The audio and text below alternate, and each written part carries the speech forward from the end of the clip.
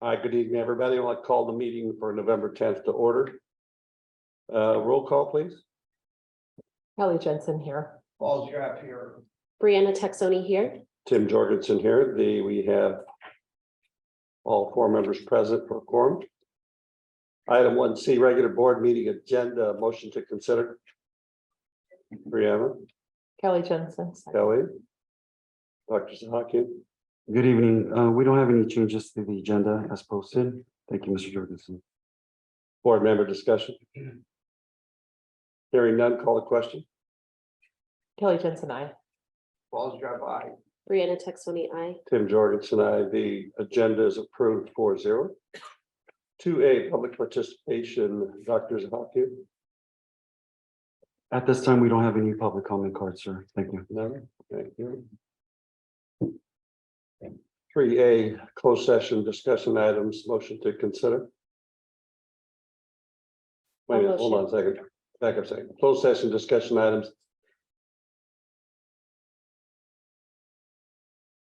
Go to 3B. Adjourn to closed session, motion to consider. I'll make a motion. Kelly. I'll second. Board discussion. Hearing none. Call the question. Kelly Jensen, I. Paul Strapp, aye. Brianna Texoni, aye. Tim Jorgensen, aye. Motion was approved to go to closed session. We'll adjourn to closed session at 6:35.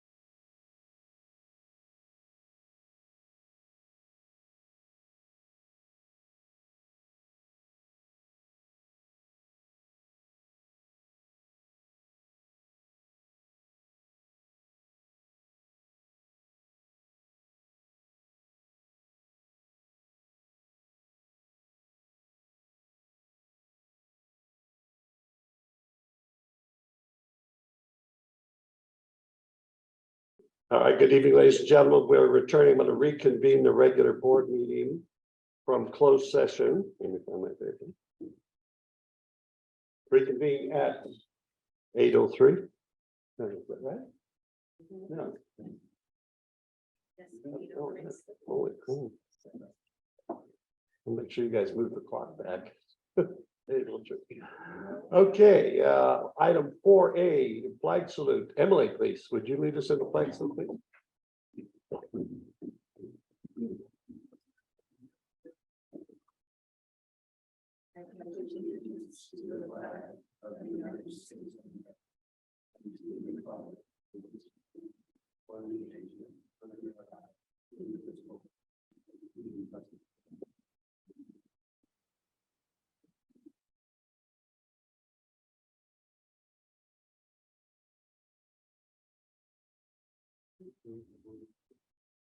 I'll ask.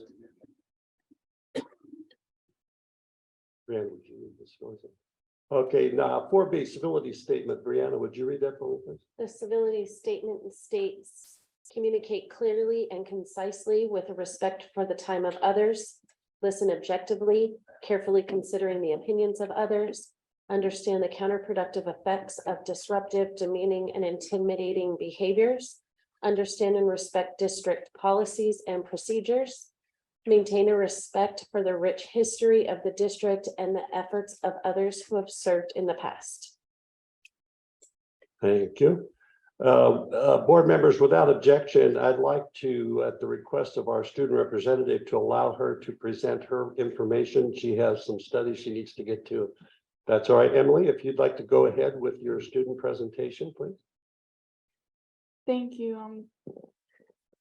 Good evening, everybody. I have some updates on our schools over these past 2 weeks. So in lieu of the voting season, Meadowlark students have been learning about the electoral process, and 3rd and 4th graders who are running for student council gave their speeches today. Clubs have begun at Meadowlark, and thanks to Miss Emma Schmidt and the PTO, $1,000 have been raised to revitalize Meadowlark's garden. And in addition to the garden club, there's also a Spanish and art club. And this Monday, the 14th, the Makerspace ribbon cutting ceremony will take place. At High Desert, the boys cross country team got first place as Silver League champions. So thank you to the coaches, Mrs. T and Marianne Dahlstrom. Last week was Red Ribbon Week, which supports students through being drug-free. Next week will be Gratitude Week, which encourages students to think on what they're thankful for and give back to the community. Flag football will be starting at the middle school with their first 2 games next week. And Ms. Kazada is the advisor for the junior NHS at High Desert, and they will be having a toy drive in December as their first project. Lastly, at our high school, tomorrow, the cross-country team is going to CIF at Mount Sac. Yesterday was the basketball fundraiser at La Cabana, and it was a huge success. The basketball team thanks all those who came and support, and they invite the community to their first home game, which is on Tuesday at 7 p.m. at the Vasquez Gym. In addition to basketball, our winter sports are coming up. Yesterday, our very own Myra Schneider had her national letter of intent signing at our school. So we wish her the best of luck at the University of Oregon next year. And I just want to say thank you to the Acton Women's Club on behalf of all our schools for the generous donation they've given us. Thank you. Thank you, Emily. So you can stick around as long as you want and lead to whatever you can choose to. Okay, thank you, Emily. Item 5A, report action taken in closed session. The board will consider and may act on any of the following items in closed session. Any action taken in closed session will be reported in open session as required by law. Closed session may be called at any time during the formal meeting by a motion of the Board of Education for the purposes of discussing personnel problem, pupil problem, a purchase, consultation on legal problem with an attorney, and with employee organizations in regard to salaries and or fringe benefits. All formal action involving such matters must be reported out in open session. That being said, My duty to report that the board has agreed to staff recommendation on the temporary leave of absence for employee number KG 0213813.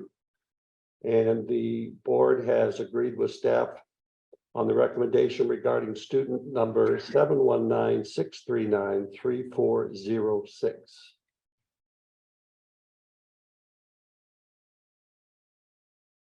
Item 6A, public comments, recognitions, and reports. We have one speaker here this evening with a card, Tracy Constant, please.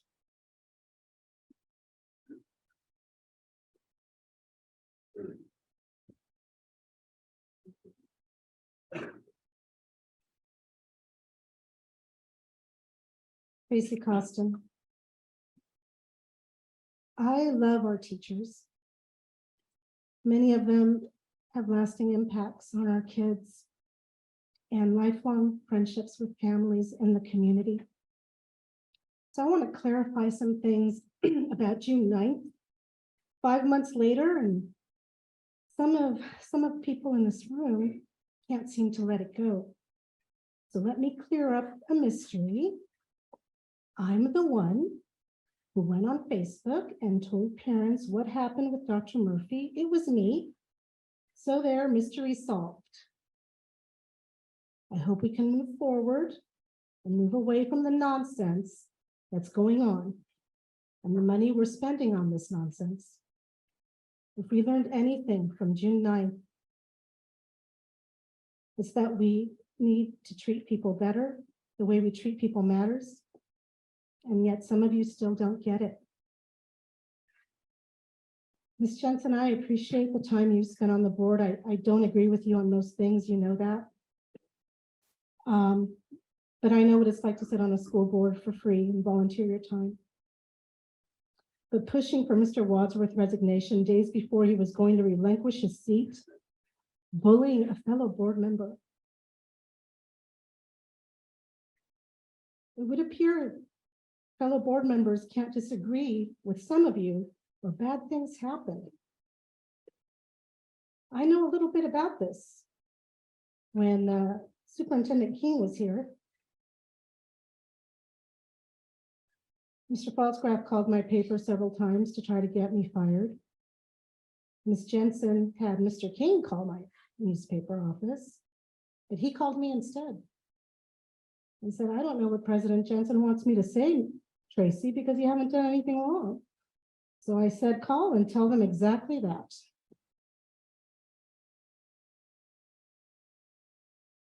You've walked into this boardroom, meeting after meeting, like this is the last place you want to be, with this resting mean face and bitterness throughout. You're like your friend here, same face right over here. The one that you had to recuse yourself from voting in when they were hiring her. The second highest paid person in the district. The one who every time things don't go her way, she threatens to quit and you throw more money at her. I still don't know what she does with her 3 titles. I know Mr. Wadsworth asked and he was shut down. I never heard the details of the job description. I do know she's a public employee in a public school and that information is common knowledge. So I'd like to know, as a taxpayer and a parent, what the Assistant Superintendent of Human Resources, Pupil Services, and SPED does in detail. For example, that's not 3 minutes. Yes, ma'am, you wrap up your comments. That's not 3 minutes. So you don't like what I'm hearing, that's not 3 minutes. I'm just going by the. That rules, is ma'am. not 3 minutes. I've already done this before. I'd like to know if this one is checking in with Ms. Van Ornum on a regular basis about the teacher issue that we've known about since last February, when the teacher said they weren't coming back. And I'm sorry you couldn't go to your 4th of July parade because you felt people in the community didn't like you, but that's on you for aligning yourself with that one. Point of order, that Yes. was 3 minutes.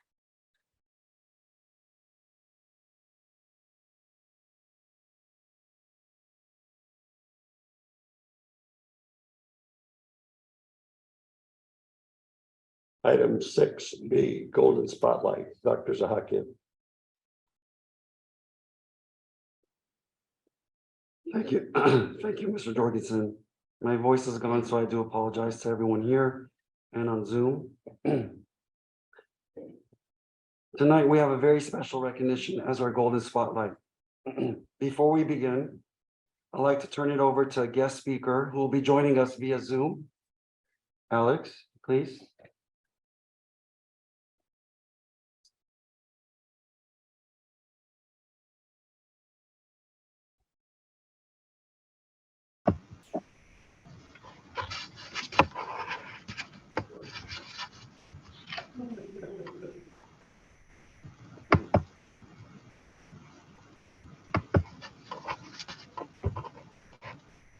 Can you hear me? Yes, we can. You're on. Oh, okay. I don't know if you can see me. I see you guys from a distance. Hello from Utah. I wish I could be there in person tonight and see some of you dear old friends that I haven't seen for a few years. So it's been a while since I've been in a board meeting, but I'm happy to be here to honor and celebrate Kelly Jensen. The first thing that comes to my mind when I think of Kelly is here is a woman who gives 100% in whatever she does. We're all familiar with Ben Franklin's quote, if you want something done, ask a busy person. And Kelly is living proof of that statement. I've known her for 38 years, and during that time, I witnessed her tenacity, determination, and capability to excel in everything she does. As a young mother of 4, she taught preschool in her home. When her children got older, she went back to school and earned her bachelor's degree and certificate in her teaching certificate. And she started her career as an elementary school teacher. She quickly became an educational leader among her peers and always focused on being an effective teacher and doing what was best for the children. And this would become her focus in her career.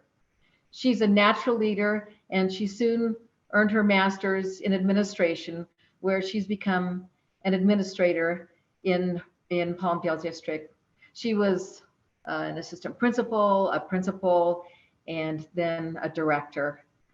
She helped improve the professional development of teachers, finding some of the best national leaders in education and programs that increase student learning. As a director for Palmdale School District, she's in charge of curriculum and instruction, and she has put in endless hours researching, reviewing the best programs, resources, and curriculum.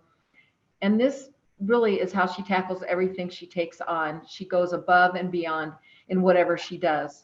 So 5 years ago, when Kelly asked me if I thought she should run for a seat on Acton-Agua Dulce Unified School District Board, with the hope to help with her expertise to help this district, I wholeheartedly encouraged her because of her vast experience and knowledge, as well as her love of this community and this district, which, by the way, all 4 of her children graduated from. Kelly's views and decisions are built on study, review, research, knowledge, and always with the goal to do what's best for the students. That might not always be what's most popular, but she has the courage and integrity to do what she feels is best for the kids. She's also been appointed as a leader in her local church in Acton because she's such a capable and compassionate person. With all these huge responsibilities, she's always been there to help and support any educator or administrator who needs her help. I was often a recipient of her help and support, whether it's a teacher development training, an important board decision, helping a neighbor or a friend in need. She will give 100%. It is just in her blood, and she always amazes me. During the pandemic, Kelly dealt with unprecedented challenges as a Palmdale District Director and as the school board president, to include moving to distant learning in a matter of days, trying to ensure the uninterrupted success of students, as well as masking, vaccinations, hiring a new superintendent, and more. Her ability to manage stress is more than I can comprehend. In summary, Kelly, thank you for all your time you give, for all the knowledge you pass on, thank you for your professionalism, for the guidance you've offered over the years, and for the efforts you've made with undaunted courage and commitment. I appreciate your love of family, of the community, our children and their education. And personally, I thank you for your love and support for me as a teacher, an administrator, and a friend. And I know that I speak for many people in this district. You are an amazing person, and thank you for all that you've done for me as a person and for our community.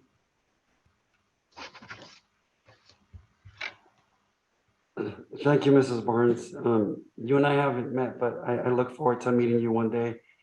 You've done your job this evening. The intent was to move her to tears. You can't see her, but job well done. Thank you.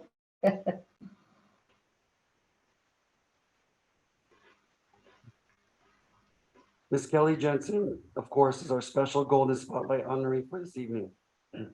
Hassan, you might have to speak for me and I'll give you my notes. I'm not sure. On behalf of the district and staff, I thank you, Mrs. Jensen. We'd like to acknowledge the tremendous amount of work, almost impossible work that you've done and you've held. And thank you for leading us through difficult times. You have devoted enormous amounts of time, energy, love, and care to arrive at the best possible outcomes for our district as a whole. Thank you for always doing what you believe was best. Thank you for serving with grace, dignity, and integrity. Thank you to the Jensen family as we unabashedly monopolized her time as a board member. Ms. McCauley is bringing out some refreshments. And Alex is supporting. We would like to thank Ms. Christina Wagner and the culinary arts students for the refreshments this evening. It is their way of thanking Mrs. Jensen for her unwavering support of the culinary arts program and the district as a whole. Thank you, Ms. Jensen. Congratulations.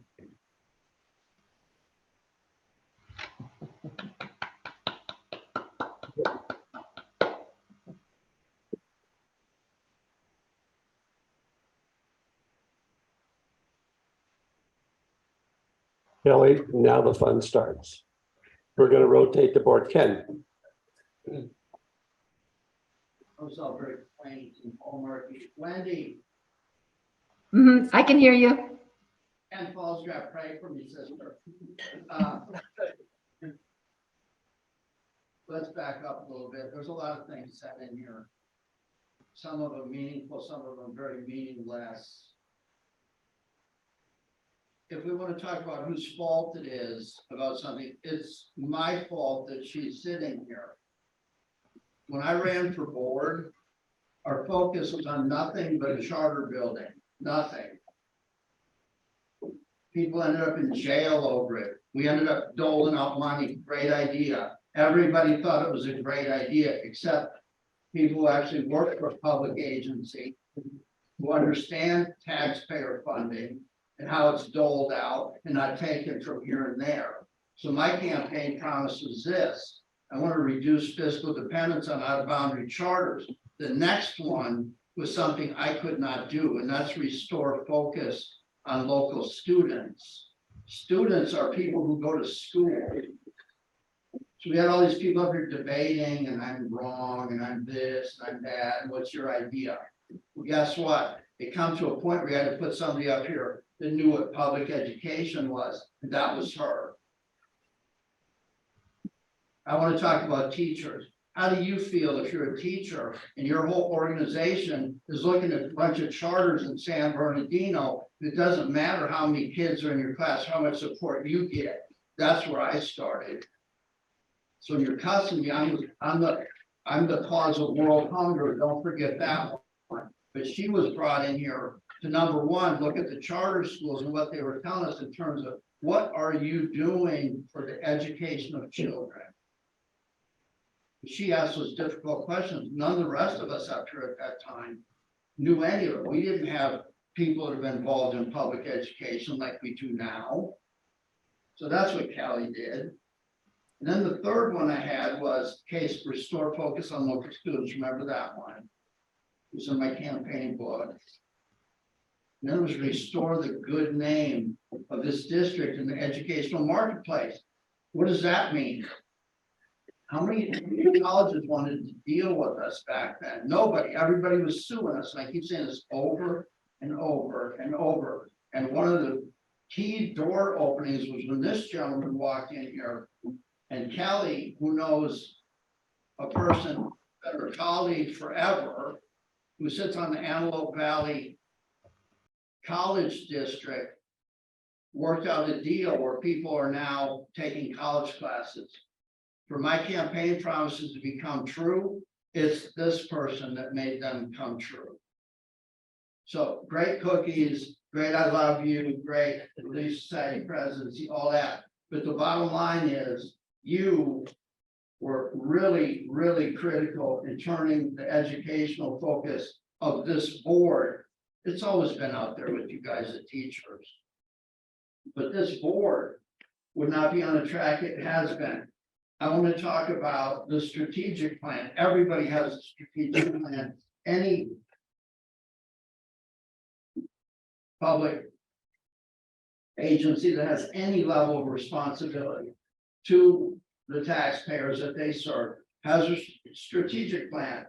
You modeled that coming in here out of the district where I have never seen you ask for something in this district that you will not do or will not be responsible for yourself, including being an aide to a special education student, taking heat for anybody. So your strategic plan, whether anybody knows it or not, every time something comes up here, that strategic plan, the highlights that we're talking about, the challenges we're talking about are up there by number. That is the strategic plan. The strategic plan would not be here had it not been for you. Wow. Yeah, so Callie, you had a board where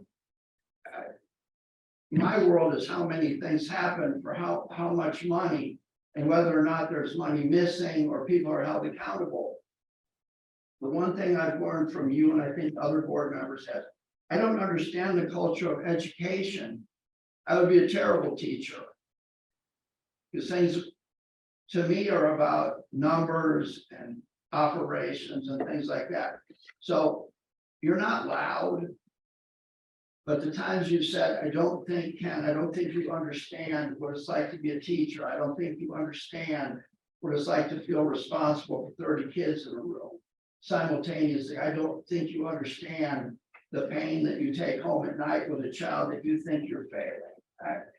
That's the silent stuff that we never hear about you, Callie. It sucks that you're leaving.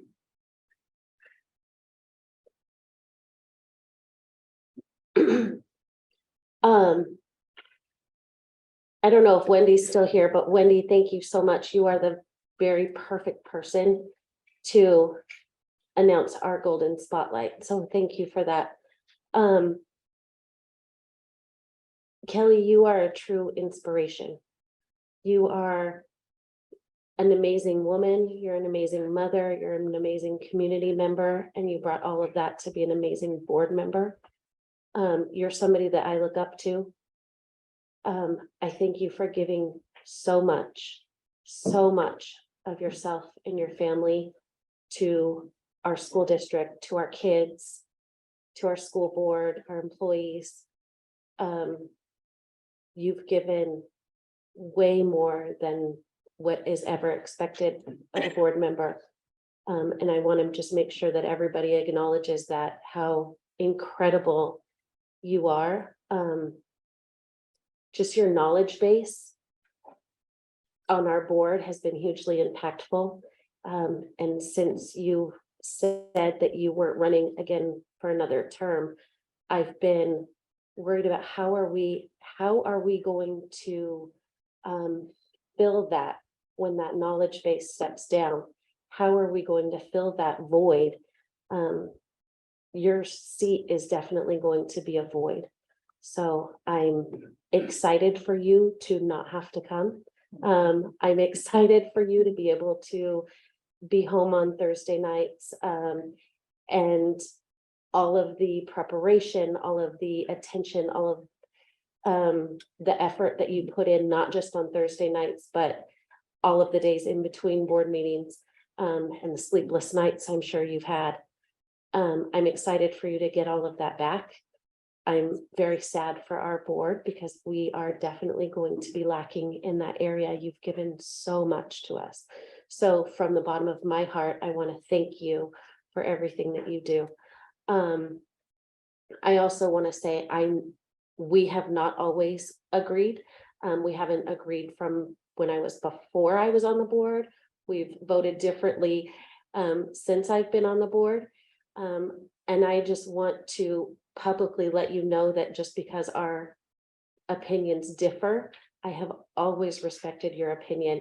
And I want everybody out there to know that Kelly's opinions come from her heart and they come from her knowledge, and they're not willy-nilly. And she has made incredible decisions based off of what she thinks is right. Like, that we all have on the board, and I respect you so very much. And I want to thank you very much for everything that you've given to us as boards and to me as a board member. So thank you. Okay, Kelly, as my first order of business, you can't go, sorry. But Wendy, I want to make sure that I don't see any cinnamon rolls here. You have to share them. She gave you cinnamon rolls, you have to share them with me. Wendy Barnes is our culinary arts expert, and that was her bait to get us to come to meetings. She would have cinnamon rolls and we'd always show up. Hey, come on up here and I'll give you some, Tim. Okay, I knew there was a way to get it done. Yeah, that's right. So Kelly, everybody said so much about you, but I'm gonna go down a different vein because I had the privilege of getting to know you and Tony and working with all four of your kids, Kyle, Tyler, Blake, and Megan. And I remember telling the kids, I said, if you work half as hard as your mom did, and this is when you were teaching, I said, you guys are going to be a success. Well, thankfully to you and Tony, your kids are successful. They're doing their job, and that's direct credit to your parenting skills. That the thing that I enjoyed while we were coaching your boys in football and Megan in classroom, there's always this teacher education thing called collaboration. And you and I collaborated on a lot of things. And I get to share this story because Megan always loves it. That had Megan when she was a freshman in my class, and she was being a little bratty. And I said, well, okay. So you want me to call your mom? And she goes, well, you can't. She's at class. And I said, oh, yeah, I can. So I called Kelly in her classroom at whatever school was she was working at. And I said, would you like to speak to your daughter before she goes to the office? It was that genuine love that you have for your children about you're in the classroom to learn. You're not there to be a disruption. And all of your kids were angels. They were high energy. You supported and developed extracurricular activities at the high school where I knew them from, and you valued the importance of athletics, and all of your children participated in athletics.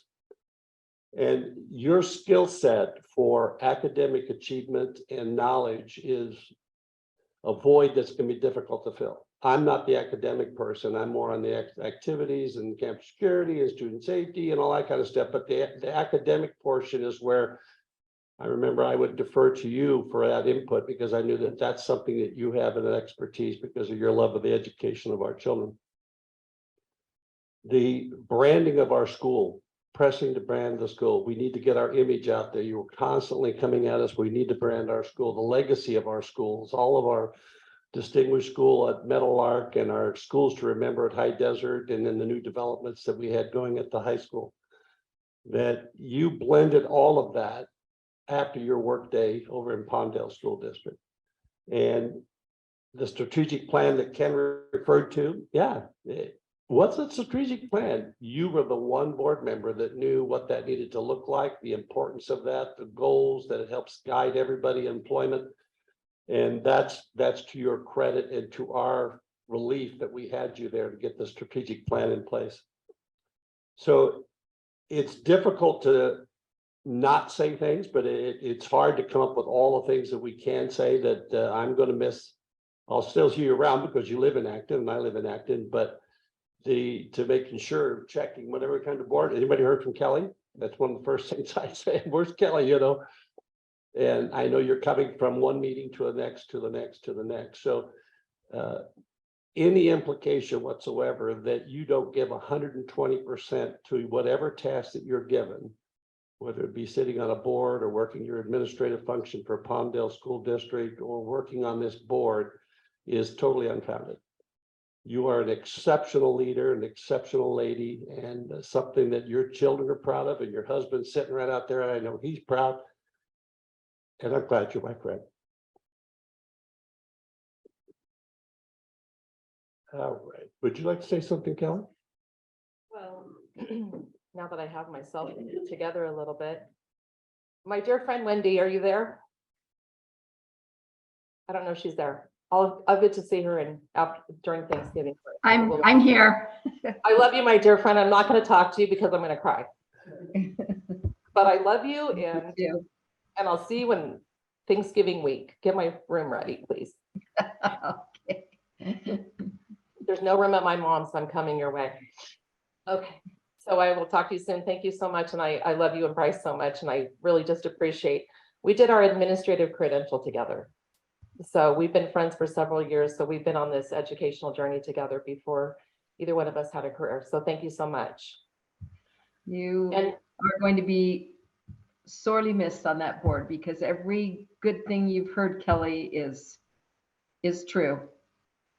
And I hope you recognize that because you have given your whole heart and soul to the district. And well, this district misses you as well, and it's not just for your good food. Christina's doing a pretty good job too. There's some really nice goodies here, and it's kind of a fun journey because we know Christina. We know her as Christina White since she hung out with our kids. So, Christina, if you're out there and if someone sees Christina, thank you for the goodies. I really just appreciate that, and I'll make sure I share. And I do want to say something about Mrs. Shaw. It's no secret that we're friends, and that's why I did not vote. I didn't think it was appropriate. Although she interviewed on her own merit, she was hired, and what a gift she's been. And Mrs. Shaw, I want you to know that I was at an AXA meeting, which is was in San Diego for all the school administrators.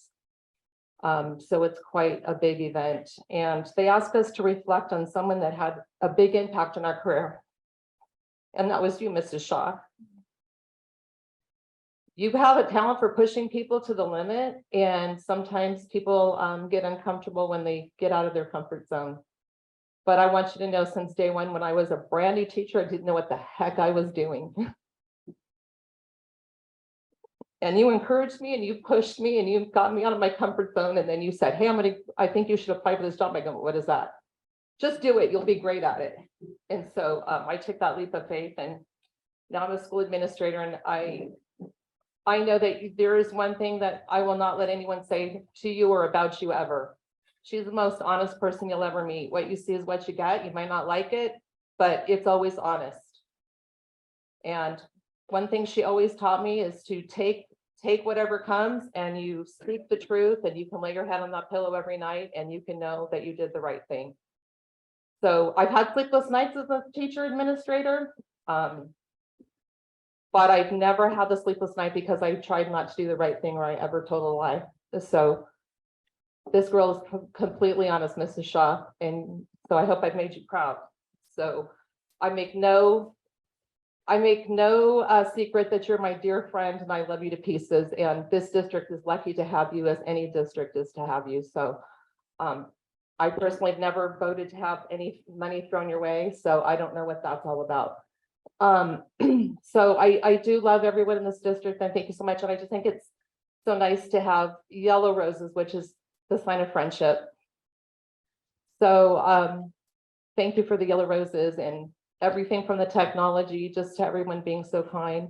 Sometimes people aren't kind and that's just what has to happen and that's just how things are.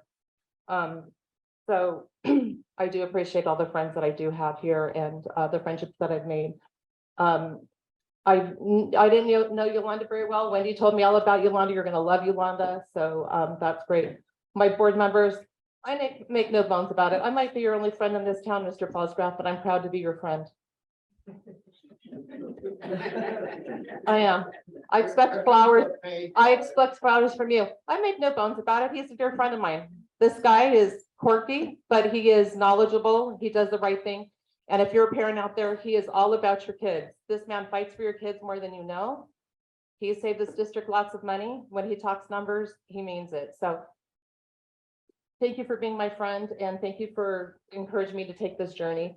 It's totally different. You think like, oh, I'm going to be a board member. I'm already a school administrator. I got this. And you get back there and you find out things. You're like, oh my goodness, I didn't know this is what we did back there.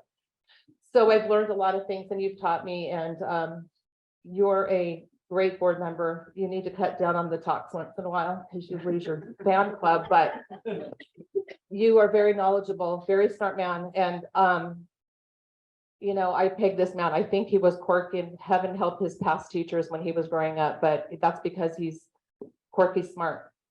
Brianna, you are very knowledgeable and articulate, and I appreciate you. Yeah, we don't agree, but we've always walked out and just respected each other, and that will always continue. And I wish you the best. And I know you have a big family, and you're giving it all. And Mr. Jorgensen, I don't want to cry with you either, but I love you, my dear friend. We've known each other for a long time, and you've had a great impact on my family always. And it's just been kind of fun to hang out with you again in a different way. And so thank you. Dr. Saki, and I wish you the best to continue to keep this district going and to do great things. And I'm just proud of the signature things that we've done while we've been here on this journey together. And I appreciate your leadership. And Yolanda, you're great. I just love you. You're just the sweetest person. You're always just trying to help everyone and do everything. And Mr. Mirza, keep the money coming. Keep that budget going. I appreciate you looking at details and all of that. And so thank you so much. And so Alex, you've been my little caregiver. I am a Kiwanian, so we have Kiwanis every Thursday. So I am at an early morning meeting. I leave the house at 6:30. So if I'm not smiling, it could be because I'm just exhausted. And I'm very thoughtful of the decisions I'm making up here. So I don't think it's fun and games. So I try not to, maybe I'm serious. But you, I know one time I was literally almost falling asleep and you politely came and said, Mrs. Jensen, I think you need some water. So, and you just brought me tissues. So you're always taking care of me and so I really appreciate it. He's been like my caregiver for the last few years. So I appreciate that. And Tony, I had no idea why you were here because you just usually complain, why are you going out again? And I miss you. And when will you be home? And is it going to be a late one? And how long is the agenda? But you've always supported me. And he actually said, I wish you would have ran again. I'm like, well, why didn't you say that way before it was too late? But you're always supporting me in everything I do. And I was like, why are you here? I thought that was so strange. I had no idea that this was happening tonight. It's a total surprise. And I have other dear friends back here as well that I love. And Nicole, I've known you since Palmdale, so it's good to see you in another capacity. So just thank you everyone for all you do. And I just love this district. I really care about the students. And so thank you so much. And I'll miss all of you guys. So thank you so much. Okay, Ms. Jensen, if we could have you at the front of the dais in the center, please. Board members will go up and have a picture with Ms. Jensen.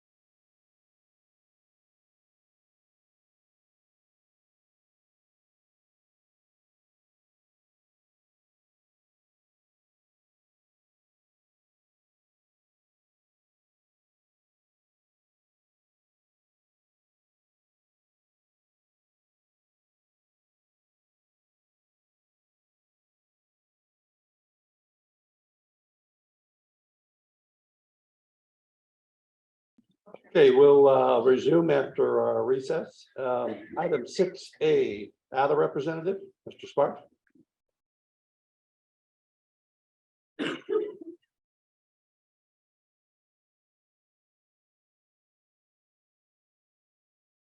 evening, Sheldon Sparks, Adam President. First, let me say, Ms. Jensen, thank you for everything you've done. Adam members really have appreciated your efforts, and I know how much you have given. You're here in long hours, and nobody could ever deny the effort that you've given. Even though I look at you guys as a whole, as an entity, it's hard to separate sometimes the human part from the entity part. And so I know my role here tonight is to give Ada's perspective, and so I have to kind of take a change in notes. So please don't take it personally. Okay. Anyways, first I'd like to give a shout out to Ed Romano, Jordan, Christine, fabulous workers. They give effort. They make our job possible. And so Vasquez does not run without them. And it's important to have everybody who's like-minded pull in the same direction. That Vasquez campus right now with Dr. Chamberlain, we're pulling in the same direction. Safety is one of the biggest issues that we face. If we can't have safety, learning doesn't take place. And so please be mindful of that. The decisions that are made on that campus are important, and we have sometimes more information than maybe you. And so trust the decisions that are being made over there in terms of security. And I'll leave it at that. I hope you can read between the lines on that. My message has been pretty consistent. I know I kind of say the same thing over and over and over. Words matter. How we treat people matter. When you sit there and you say one thing and then you get a different reaction or action, you sit there and you pause, and you see that long enough, you start to see patterns. And so that's what I love about this board, is as much as you are very transparent, as much as you're not. And so I've seen over the last year and a half, this board become more and more wanting to control the message, wanting to control the narrative. What am I talking about? What I'm talking about is, when you send out cease and desist orders from lawyers, when you sit there and you send board president or union presidents letters saying what I can and cannot talk about. When we sit there and we look at a student rep and we say, hey, you cannot talk about comments that are made during, stick to the script. When you're sitting there and you say those kind of things, you're shaping the narrative, and you're not allowing free speech and discourse. We're not always going to agree with you. Okay, it's not personal. Okay, well, however, we do have to have a conversation. And a lot of times you guys sit there and you put yourselves at arm. We can't talk to you about that. We can't talk to you about that. We can't talk to you about that. Well, how do you get to know the community? And how do you get to know the stakeholders if you're never talking about it? You're only hearing a message through one source. What goes on a campus, all you have to do is ask somebody, right? What am I talking about? It's funny, it's been told that that teachers maybe not want to come to this work on this campus because of the union president's words. Okay, I'll tend to disagree with that, but that's a perspective. That's one person's perspective. I sit there and I say, we don't have a teacher. We have a teacher shortage because we don't invest in our staff. And I don't mean that harsh. I'm not sitting there pointing my finger at you, but it's no surprise that we can't get people to fill positions when we don't pay a competitive salary. Okay, and then when you sit there and we don't get the competitive salary, we're looking for working environment. I've been here now 5 years. I'm sorry, I've been here 6 years, starting my 7th year.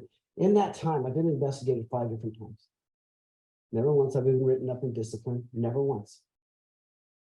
Last week was something that really spoke volumes to Adam members. Right now, we're sitting there trying to negotiate combo classes. We are one teacher apart. That's where we're hung up at, right? And we're being told that we can't afford that. We can't afford that. We can't afford that. But yet we have a investigation about what happened on June 9th. Right? They're looking into grades. They're looking into Mr. Sparks. Why did you do this? Mr. Sparks, why did you do that? And all of it's explainable. There's nothing to hide there. But you guys made a decision. You guys made a decision. We had students come in here that night. You fired a popular, very well-liked principal The students loved him and they wanted to stand up and they wanted to come and support him. And they came into this room and they shared their heart and you didn't listen to them. That's okay. That's your prerogative. You guys are boss. But the next morning they were still upset and they were organized. Sheldon Sparks was not going to sit there and tell a student, I'm sorry, kid, get in class, man. You can't protest. That's not you can't do that here. And Sheldon Sparks will never say that. Okay, that's not what the American dream is about. That's not what our constitutional rights are guaranteed to say. We have that right to protest. Look, that protest happened not because of teachers. We didn't do that. You did that. You made that decision. And to investigate a part of where the teacher, what role we played, I think the community needs to know that. That communicates something to Adam members. It truly does.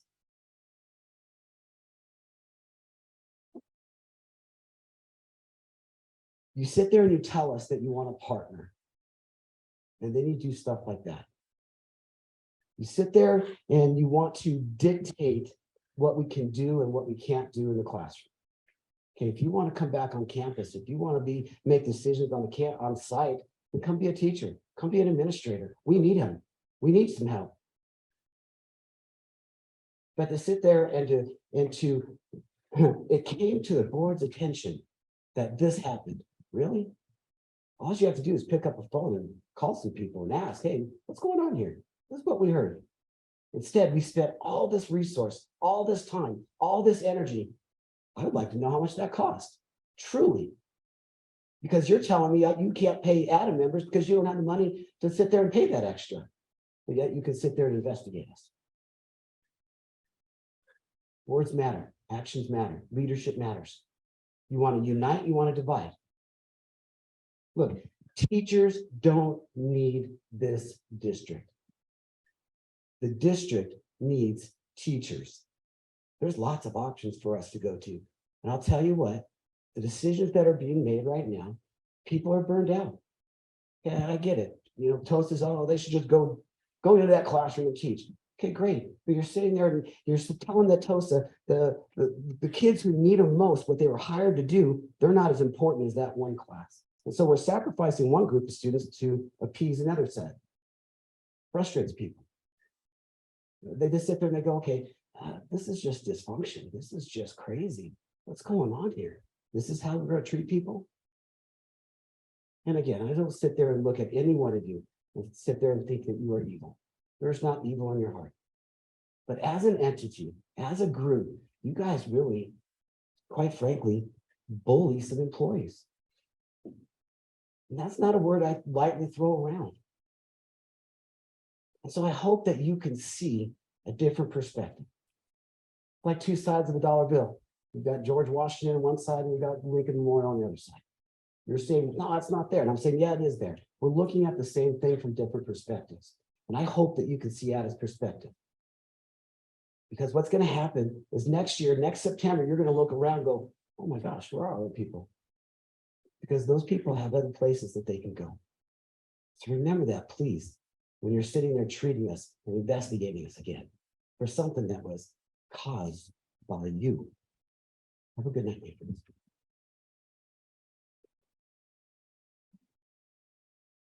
CSEA representative? Not here. Emily did her student report already. 6D, superintendent report, gold standard report. Dr. Zahakian. Thank you. Tonight, I'll cover two strategic initiatives from our existing plan. Forgive me. Student achievement and community engagement. First off, student achievement 1.0 of our plan. Tonight, Ms. Kim Shaw of Ed Services, Assistant Superintendent, will be providing an overview of our district's CASP data for 21-22. CASP, we have a lot of acronyms. California Assessment of Student Performance and Progress, the state academic testing. Most educators district anticipated that the CASP test taken immediately following the pandemic learning disruption would show unfavorable results. As we know, tests are only one measure at one point in time of student achievement.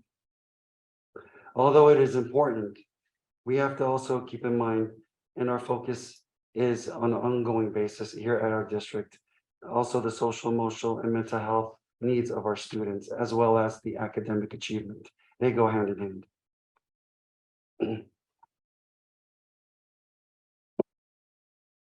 The pandemic eventually allowed for the return of in-person instruction. Some students continue with distance learning, as we know, for the 21-22 school year, through independent study programs that were offered to students. Moving forward, we are committed to linking to specific goals and actions in our LCAP, as well as facilitating initiatives and funding for improved learning outcomes through opportunities such as Expanded Learning Opportunities Program, the Educator Effectiveness Block Grant, and the development of our arts music program, just to name a few. Moving forward, like Emily Hunanyan, our student board member rep shared earlier, thank you, Emily. Yesterday morning at Vasquez High School, we had a wonderful turnout for the National Letter of Intent for signing day for Miss Myra Schneider, a very proud senior at Vasquez High School. She accepted a scholarship to play soccer at the University of Oregon. She was surrounded, as you can see, there's additional pictures, thank you, Alex, by her fellow peers, Vasquez staff and teachers, and of course, by her supportive family, the Schneiders. Myra, you have a wonderful and exciting future ahead of you. No doubt you made your family very proud, but most importantly, you must be proud of your amazing accomplishment. So congratulations, Myra.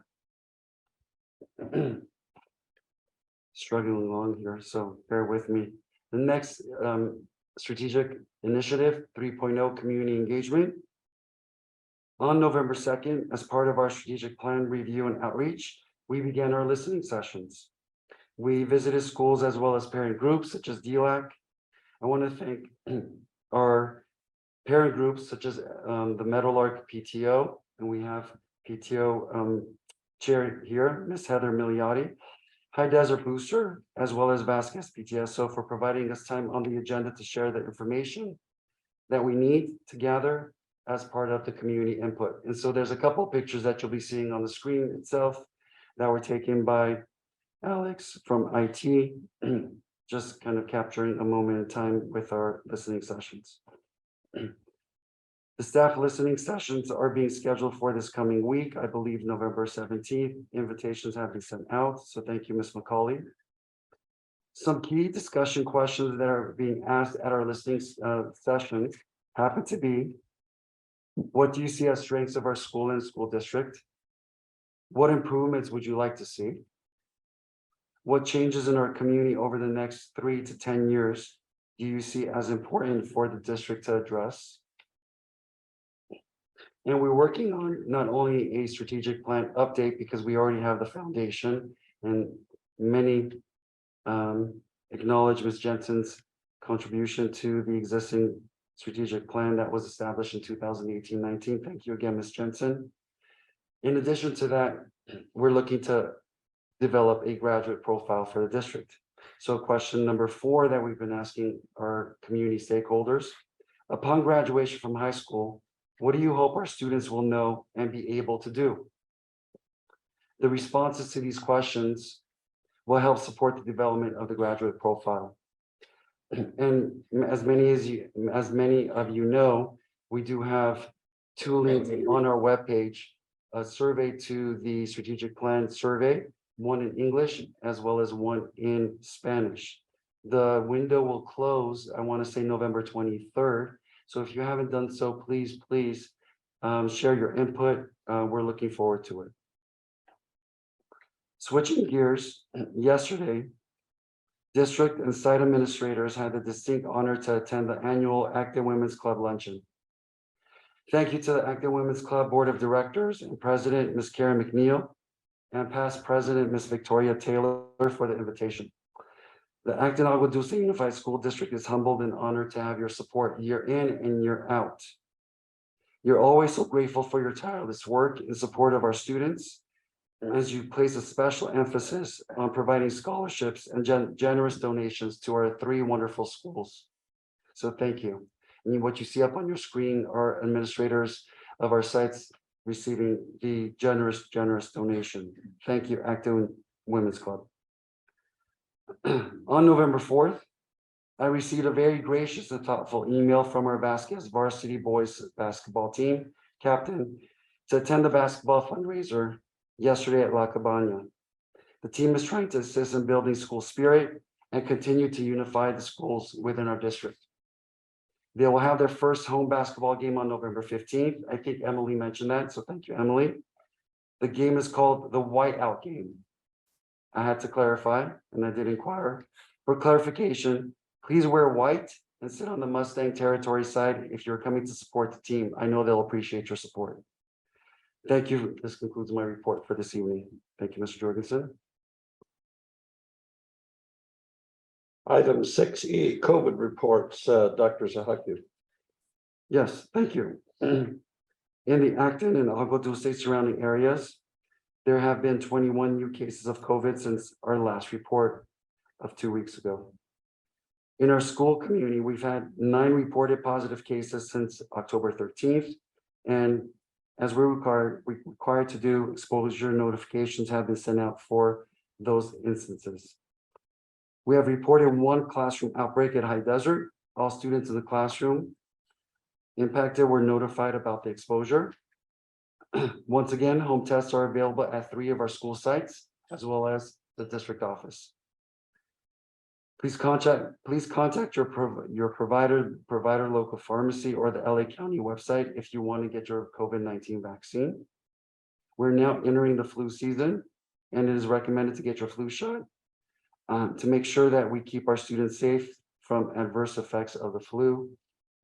So on behalf of the district, as we are approaching the Thanksgiving break, we wish every one of you, our staff, our community, our students, our parents, a very healthy and happy Thanksgiving break.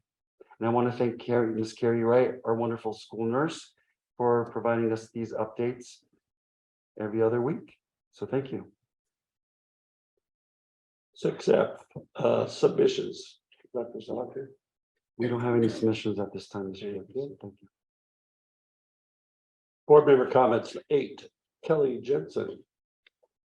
Thank you. Once again, thank you for the lovely evening. I did not see that coming at all. So thank you so much. That was very kind of you.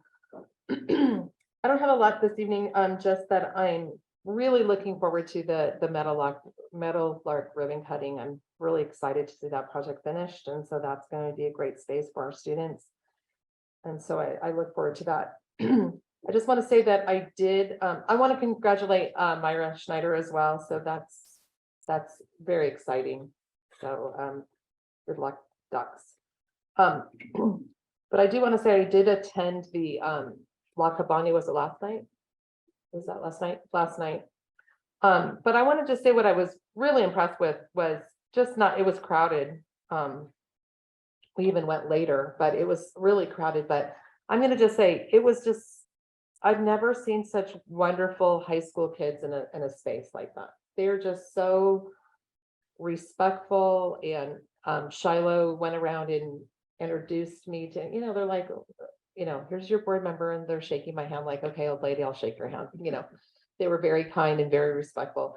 Brody, what a great captain that kid is. He's like on it, emails, coming to talk to the board last time. So Brody, you're a great captain. So that team's lucky to have you. So just putting in like that leadership position is so nice to see. And then Sadie was there greeting people, and she decorated the door at La Cabana. So great effort. So just like such a great group of kids. It was so nice to see him. So that just did just filled my heart, because I was just thinking, you know what, this is the school district that I remember that my kids attended, and this is a great space. And I'll say it again, that I'm always amazed that we don't have more students, because I don't know that everybody knows what we have here, and I don't know if we should let that secret out or if we should tell more people.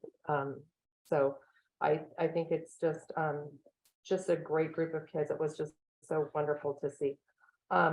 And so with that, I just want to thank everyone again for the opportunity to serve this community and to serve our schools.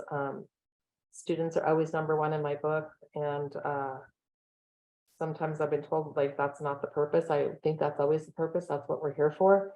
And we've had some hard times and some really good times, and it's not fun when you have to make hard decisions. I am not gonna miss that part of, those sleepless nights when you have to vote a certain way and it's not really what you want to do, but you have to do it.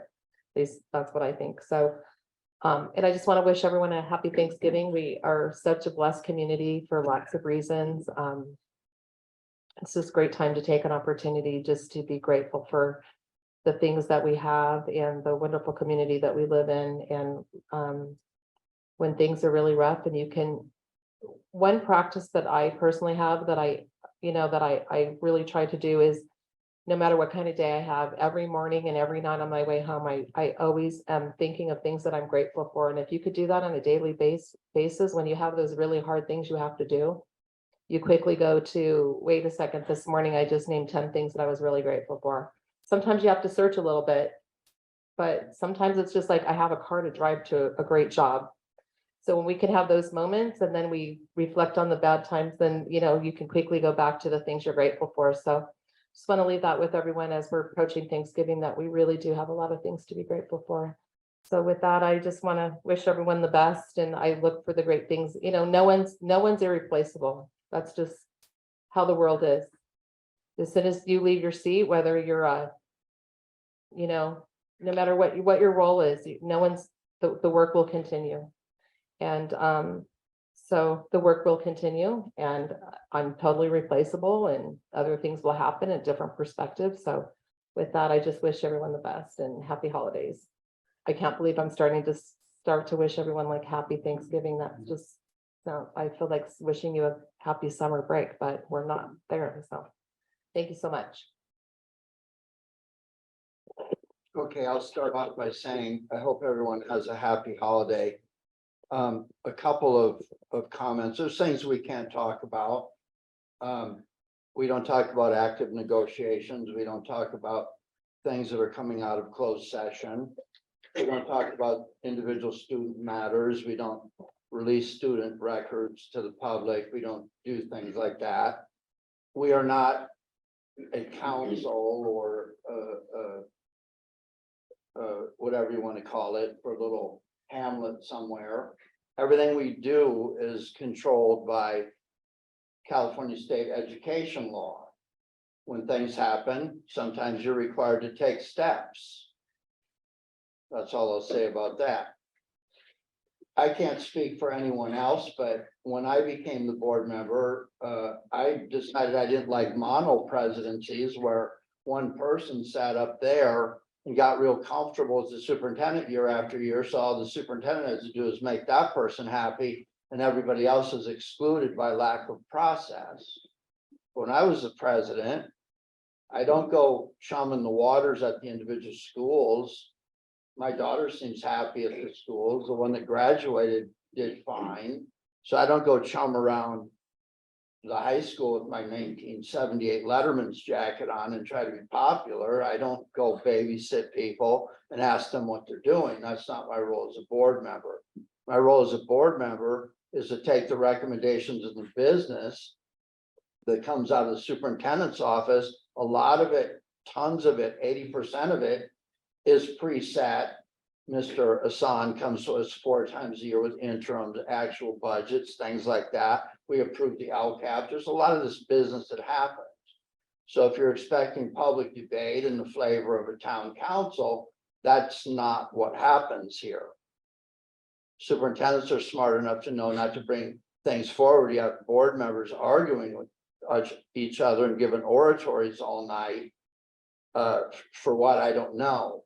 Typically, in my world where I work, there's a recommendation, there's some background on it, there's a discussion, there's a fiscal impact, the fund is identified, where the money comes from, and then there's a recommendation from the superintendent, and you'll find just because the superintendent doesn't say that, maybe you should do that every time now, like A, B, C, D, so everybody knows it, and that way, if we all want to argue about something rather than throwing paint at the wall, we can pick out one little thing and say, I didn't know about that. And then you can remind us in the way superintendents do without worrying about being fired. Maybe you should read your board packet that comes to you on Friday night, and then you might know. Everybody's nodding their head, right? So if the expectation is that we're going to engage in Lincoln Douglas debates. That's not gonna happen. Okay. I swear. You gotta love LinkedIn, right? You got a newspaper thing I want to show you. This came out about 3 years ago. How a tiny California school district sparked calls for a charter crackdown. And this article started talking about something that happened in 2013 in this, not this boardroom, but Albert Einstein charter school. I've said this a million times, I'll say it a million more. There was assurances from somebody who sat on this board that said there would be no fiscal exposure for anything that happened with the charter, because we had an MOU. I have one up here. I'm going to talk about it tonight. But sure enough, that school failed. And as some people will learn very shortly, there were closed session settlements on a number of things. So the debt was dumped in this district. Now, I was in the LA Times for being the charter, whatever I was. I'm starting to wonder if I don't need to be in there again pretty soon. Because I want to read something to you. It was posted on LinkedIn. I know when I'm looking for a career, I run to LinkedIn right away, right? Here we go.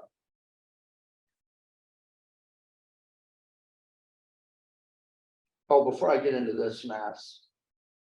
Tomorrow is not only Veterans Day, but it's the birthday of the United States Marine Corps. And I don't know why people go into that, because it's like, but they come out something else. Happy birthday, United States Marine Corps. Thank you, Lester Mascon, for reminding me of that. So let's listen to this. This went out all over LinkedIn. Everybody know LinkedIn, right? Hello, leaders. That leaves me out. Please help us find the next CEO of a charter, right? This charter is both a 3,000 student hybrid school. Okay, that means you go to school online. There's no out of boundary charter place that you go to. People choose to go there. And the back office service provider for 5 other innovative schools committed to whatever we all say as educators. Okay. This charter came about, and this organizational structure came about when Christy Smith and Mark Winger from the Newhall School Districts were sitting out and had an attorney and sued this district and blah, blah, blah. And there were all kinds of familiar faces that were going on. Those faces are starting to come back in this picture again, by the way. And I keep talking to them 5 or 6 times and they don't listen to me. I've invited them in here. I've gotten weird emails assuring me that everything's okay. I didn't ask anybody if anything was okay. Let me make something very clear. What I expect out of a charter is when they stand up there, and I put people through the ringer and they know it, and they know what they promised me, and I know who they were. Now those people are nowhere to be found. And some of these things I'm reading about are not in this MOU. So I don't recall telling anyone. I understand organizational structure changes. Christy Smith, Mark Winger, Assembly Bills 1505 and 1507 basically took private interests out of charter schools. You may agree with that, you may not. I don't know how many times we hire someone who is a private interest to come in and perform a service. Okay, so I mean, that's pretty common, but in some worlds, I guess you can't do that. So I don't take exception to that. But within this MOU, it says that any contract fluctuation that's more than $100,000 should be reported to district. I don't know how many interim CEOs you're going to go through, and I don't know an interim CEO that will work for $100,000 to be a CEO of a 3,000 student school. That's kind of outside of my math range. But the thing I have a problem with here, I'm going to be very clear. I did not, when you stood up there and I approved your charter and approved the material revision because this assembly bill caused you to have to restructure. I didn't have a problem with that. but you did not put in your material vision that you would become the equivalent of the County Office of Education running five charter schools, three of which this board authorized, and two that are somewhere else. So the first thing I think we should do is the superintendent should give a friendly call to the Hart District and one to the Lancaster School District and advise them that anything that any employee of that organization does that would cause liability, ranging from a disgruntled employee claim, a special education claim, that this self-created, whatever it is, does not impose financial debt upon the students of this district. I've asked Mr. Mirza, I don't know how many times, how much money did you make off the charters? He tells me none. Then I ask him, how much did you have to pay to have these charters? So are their actions going to impinge on our general fund for our kids? That's his job to watch out. And I have to learn and read in LinkedIn that we're gonna have this thing where you run this and this. I did not approve that. You don't have my approval. And what I would suggest is you put somebody up there, and maybe you need to bring your lawyer with you, but put somebody up there that tells me what you're doing. I don't care whose fault it is, what struggle you had, why your audit 6 months. I don't care about none of that. I care about the promises you made to give a diverse type of education that this district does not provide to those students who wish to take you up on your offer. I don't care about the adults at all. Because what happens on this stuff, when adults start getting loose, I'll take heat all day long. But the worst thing a board member can experience is a bunch of little faces over there, out there being brought in here as human shields. Please don't shut down our charter school when they should be looking at the back of the room. This is where all this starts. And I'll tell you something else that I don't appreciate.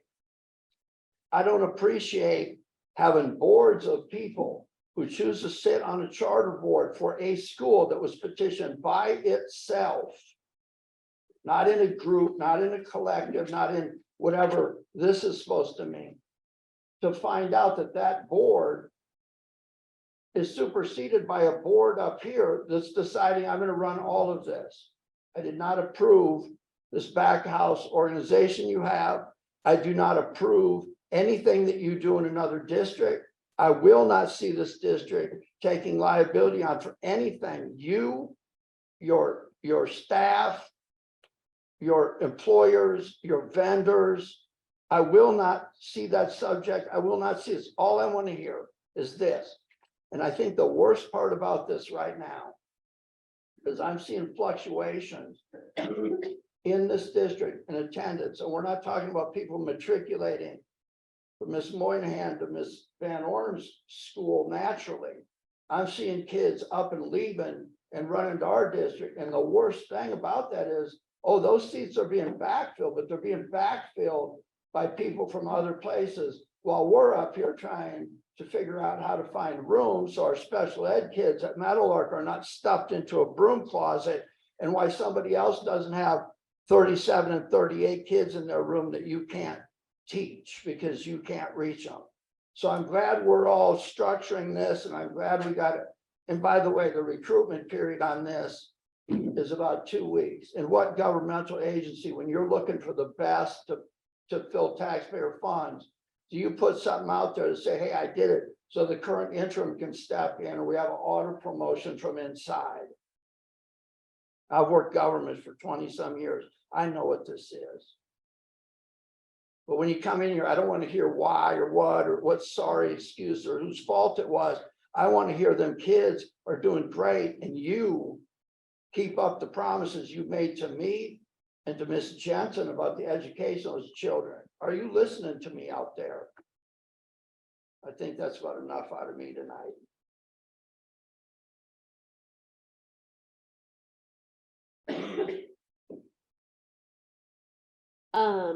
I want to first apologize for my attire tonight. I don't usually dress super fancy, but I don't usually just wear hoodies to board meetings.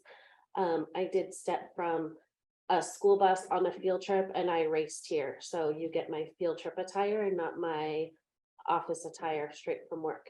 So I apologize for that. I do want to congratulate the cross-country team at High Desert. They did a fantastic job of bringing home that championship back to Acton and to High Desert. So way to go, students, families, coaches. Very cool. And then I want to say good luck to our cross-country team at Vasquez. You guys are awesome, and I know you're going to do amazing tomorrow. And I hope that you guys are getting all the sleep that you need, and that you are, just gonna get out there and do your best. I want to say congrats to Myra Schneider and the whole Schneider family, Don and Bill, because that accomplishment is very much yours as parents as it is Myra's. So we've always known since she was a little girl that she's going to do great things, and the green looks really good on your whole family. So huge congratulations to the Schneiders, and really congratulations to Oregon, because they got a good one. They probably don't even know yet how great she is, but she's going to go out there and just blow them away too. I do want to say that Vasquez has so many kids that do go off to do great things. UCLA, USC, there's just so many colleges that our kids go off and go to, and we never even hear about it. I would love to hear and see and really highlight all of the kids that are signing and making plans. And I know the kids always don't make a big deal out of it, and the families don't, but we do have so many kids doing great things straight out of Vasquez that we should be proud of. So I'm hoping as the year goes on and those kids start making their commitments to wherever they're going, that we hear more about that, because that stuff is really exciting. And we do need to be shouting that stuff from the rooftops for sure. I want to thank the Women's Club for their contributions to our schools and really to our community. I know our schools aren't the only ones that they have donated to and supported. The Women's Club works really hard to fundraise their money, and then they're so generous with it. So huge thank you to the Women's Club for all you do for our kids in our community. I also want to thank La Cabana for everything they do for our community. They've done several fundraisers, football, cheerleading, basketball. I know there's more planned all throughout the year. Last night, to walk in and see all of the waiters and waitresses, all of the employees wearing the Vasquez t-shirts was so cool. And that's really what our town is all about. Supporting each other, supporting our kids, supporting the things that they are into, and then our community supporting those businesses that support our kids. And I've said that for years and years. Please support the businesses that support our children. They go so above and beyond and out of their way to support our sports in our community. And it's not just for the high school. They've supported Sierra, they've supported the Royal Court, they've supported High Desert, and they just always go above and beyond, and they're not the only community or the only business in the community to do that. So please watch out for, if you can't go to that certain fundraiser on that certain night, the next time you want to go out to dinner, remember those communities. The next time you need to get your car fixed, the next time you need paint for your house, remember that Ace Hardware supports our community. Just support those businesses that support our kids. They deserve it. One more thing, I'll say it again. I've said it the last 3 meetings. When you hear the board said, take that with a grain of salt, and I won't just repeat what I've always said, but tonight I will add to it. When you hear somebody speaking at at a board meeting, it's not always accurate. And I want you to take that with a grain of salt as well. Just because it's said at a board meeting does not make it the truth. It doesn't make it accurate, and it doesn't make it the complete story. And I'll leave it with that. Well, I'm gonna start off with athletics because there's a lot to recognize. First, Myra signing with Oregon. You're gonna like it up there. The soccer games aren't gonna be anything like they are down here. It's a lot of water, a lot of rain, so it'll be fun. And they're lucky to have you for sure. I think you might have run into my nephew because he goes to Oregon now. And then the basketball La Cabana was terrific. It was great to pick up on some of the past things that athletics was able to do there, the enthusiasm with the community. The kids were there, they were doing great things, sat in the big booth, and Dr. Zahaki went over there and got a little taste of tell them one thing, they'll do another. And but that's the good part about our athletes. They're really terrific. And then so I'm looking forward to the 15th. That'll be a fun game, that first home game on Tuesday. The other thing is that Meyer said that flag football in High Desert is going to be starting up. And I was talking to the coach at the dedication of the gym at High Desert, and they have 60 kids involved and interested to participate in flag football, and girls and boys. And so I pulled out one of the girls and I said, come here a second. I said, you're really starting it early. And she goes, what do you mean? And I said, well, I had a female athlete on the varsity squad up at Vasquez. And she went, what? You did? And I said, yeah. So you get to start it. Yeah. So it's going to be like really, really awesome that there's, how many you said there's 8 girls? 8 girls. So that's just awesome at the High Desert. So it's going to be fun to watch them learn the fundamentals of football. Since our junior Mustangs are gone, this is our enrichment program. This is where we get to feed them in and have them come in and join up. So that'll be exciting and fun to watch that too. They did ask me if I wanted to officiate flag vote, and I said no, I can't move that fast. But no way. Yeah, so that's going to be great. So I've got to drive home. I got to drive home. The message for everybody here is that, as Mr. Falsgraf has alluded, the discussions and the processes of discussion and decision making, we are guided by the Brown Act, and the Brown Act precludes us from commenting, from talking. It's not that we don't want to, it's just that we're honoring the process that keeps us legitimate, transparent, and honest with our stakeholders. And the Brown Act is one of those things that's sometimes frustrating, but you take it for it and you move forward. And when everybody sticks to the rules and plays by those rules, then things work out pretty well. And I don't have a whole lot else, but I want to wish everybody the best for the upcoming holiday break. If you're going to be traveling, please travel safely. We want to make sure we get back. And everybody's going to be looking out for the pumpkin pie and all that good stuff. Yeah, it's going to be great. So everybody, please enjoy your holiday break. And one last for Miss Jensen. Going to miss you here, Kelly, and enjoy it up in Utah. Go snowboarding with all your kids up there. All your kids are waiting for you. All the grandkids are waiting for you. You'll be sleeping? Oh, okay. Anyway, thank you, Kelly, for your longevity of service with the school and the district. I appreciate it very much.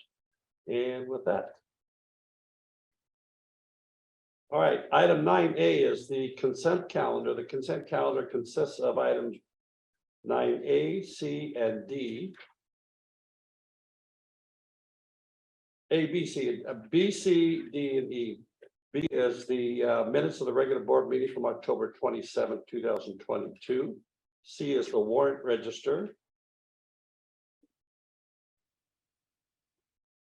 D is AB Special Education Local Plan Area Community Advisory Committee, CAC representative.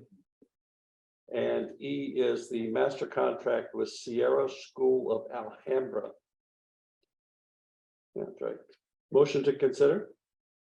I'll move. Ken? I'll second. Dr. Zahakian? Thank you, Mr. Jorgensen. For 9D, forgive me once again for my voice. The district recommends the reappointment of Ms. Angie Martin as the Antelope Valley SELPA Community Advisory Committee representative for our school district. Ms. Martin has served in this capacity as an uncompensated volunteer for the past 3 years. She currently serves as the chairperson of the CAC, Community Advisory Council, which provides community input to the special education programs of 10 school districts, including ours. Thank you, Ms. Angie Martin, for your service and your dedication. You are appreciated. Board member discussion. Any requests? I just want to thank Ms. Martin for all of her work and all that she does to advocate for our special ed students, and level-headed and just an advocate and a big help to some families. So thank you so much. Ken, I want to pull the warrant register, please. motion to pull the warrant register. I'll second. Kelly seconds. Call the question. Kelly Jensen, I. Paul's Graph, aye. Brianna Texoni, I. Tim Jorgensen, aye. The warrant register is pulled. The consent agenda now is items B, D, and E. Any other board member discussion? Hearing none, call the question on the amended consent calendar. Kelly Jensen, I. Paul's Graph, aye. Brianna Texoni, I. Tim Jorgensen, aye. Motion carried for the amended consent calendar B, D, and E. Item 9C, warrant register, motion to consider. I'll move. Ken, I'll second. Kelly. Dr. Zahaki. Nothing.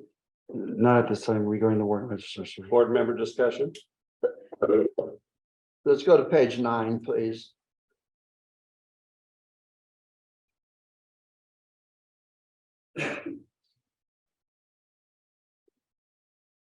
Yeah, there's a vendor named Heritage.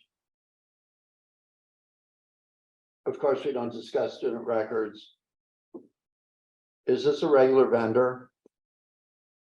No, Is this a one-time charge?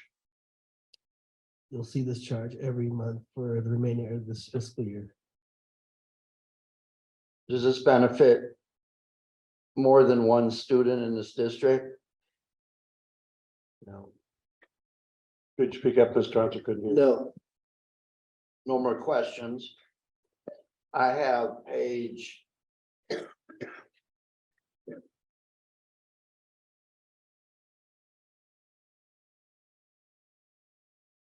Seven.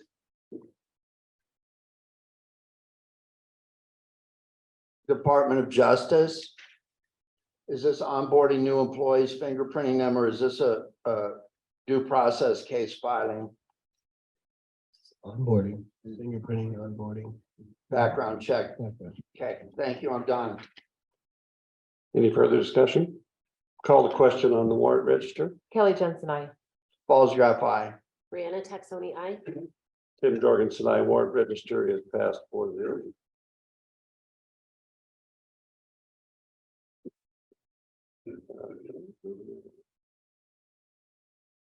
And a personnel action report, motion to consider. Kelly Jensen, so moved. Kelly. I'll second. Dr. Zahaki. Thank you. We don't have any changes to the part as posted. I would like to congratulate Ms. Alexandra Hernandez for her new role as the Meadowlark School Secretary. She's been with the district approximately 4 years, and she's a stellar employee. Congratulations, Ms. Hernandez. Board member discussion. Are we currently aging any positions to try to save funds? Are we actively recruiting for everything that is on that list? We are actively recruiting for everything on the list. Thank you. Any further discussion? Hearing none, call the question. Kelly Jensen, I. Balls Graph, aye. Brianna Texoni, I. Tim Jorgensen, I. Warrant, personnel action report is approved. Item 10B, job description, school bus dispatcher, motion to consider. Kelly Jensen. Kelly, Balls Graph, second. Ken, Dr. Zahaki. Thank you. We've updated the job description for school bus dispatcher. A request by Business and Transportation Office There was only a minor change from the original job description of 2009, which happened to be the supervisory role of that comes with the updated job description that was attached. Thank you. Board member discussion? Hearing Was none. there, Go ahead. was there any input from the associations? Yes, Everything's good? that's correct. Does this person have the ability to drive a bus when needed? I'll defer to Mr. Mirza. Well, we haven't filled the position, yet. It hasn't even been flown. But no, So, this position would not require you to have a bus driver. would it benefit an applicant to have the appropriate CDL? Yes, it would be great addition if we could find somebody. Thank you. Call the Are question? we- Okay, good. So we're updating this position with the intention of flying the position. That's correct. Stexon. When we fly the position, where is this person going to be working? What would be their main work office? Mr. Mirza, It would be in the transportation department as the official dispatcher. So their entire position will be Mhm. up there by the transportation or in the transportation office. So you would just like add a desk up in the transportation office and they would spend their, Well, They're full-time there's up there. already a workstation there that currently we're utilizing the subs to fill this need that we have. So whoever gets the job, once we fly the position, would be sitting there. It's a 3.75 hour position, so it's needed in the morning when the school bus is out. Because in the afternoon, we already have a secretary there that covers that role. so what additional duties will this person be doing, or will they just sit there School bus dispatch. only answering the radio and no other duties? Yeah, that's the need. To answer phone calls and deal with, where's this student, where's this bus broke down, yeah, And you said 3.5 hours, 3.75. 3.75? Or specifically in the morning, because the times that the transportation office leaves, really early mornings, and it's really hard to get subs to continuously want to work the shift. Prior to there being a sub continuously Office clerk, holding that position. Prior to there being a sub holding that position or completing those duties. Who was doing those duties? Whose job was that to do? What position covered those duties? Prior to a sub? prior to that, it was just kind of when Natasha was here, are you talking, or I'm not. And previous to that person, I'm not quite sure, to be honest. I know Natasha was doing it in the meantime, and then we used to use office clerks to do that position as well. And previous to Natasha, it was Julie, and That's Julie correct. was what position? the payroll. So Julie was in the district office and she covered that Chose position, to change her hours to come in that early morning. correct? And Mhm. before that, it was the same type of situation. Somebody in the district office was able to cover that. Yeah, currently, nobody wants. to So come in what? there. Currently, nobody Currently, wants to do it. no Is that what one's you just said? Willing to, no one's wanting to come in that early, 5 a.m. or 5:30 a.m. to cover that shift. Julie was able and willing to at that time, but currently that's not an option here.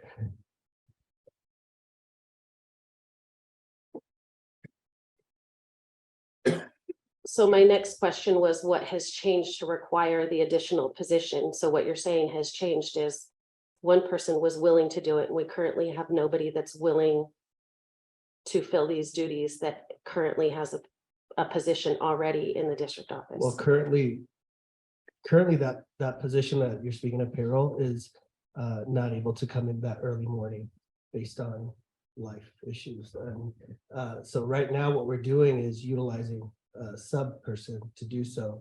And so what's causing a problem with the subs is there's inconsistencies of when they can and when they can't come. So a sub could come and say, hey, today I don't want to work.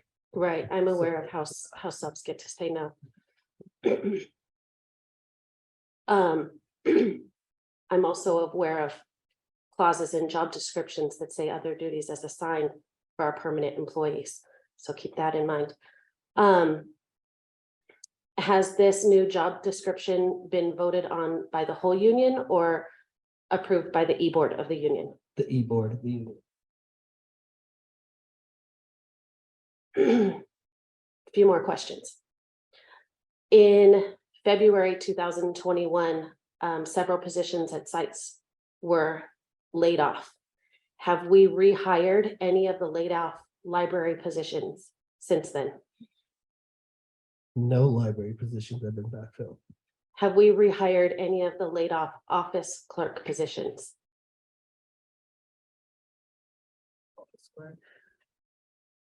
You mean increase the hours back? No, I mean the office clerks that were the positions that were laid off during those layoffs. Specifically, the office clerk at Vasquez was Vasquez. laid off and the office clerk at Meadowlark was laid off. Have we rehired those positions? And I don't mean fill it with a sub at Meadowlark. I mean actually rehired it with a permanent employee. Meadowlark, we rehired an office clerk. Okay, There's someone at Meadowlark. There is not an office clerk at Vasquez. okay. Have we rehired the laid off security position? No, In August of 2020, there were several classified positions at the school site that had reduction in hours. The positions were reduced in hours. Have those reduced hours been reinstated for any of those positions? yes. Yes, Which ones were those? at Meadowlark, we,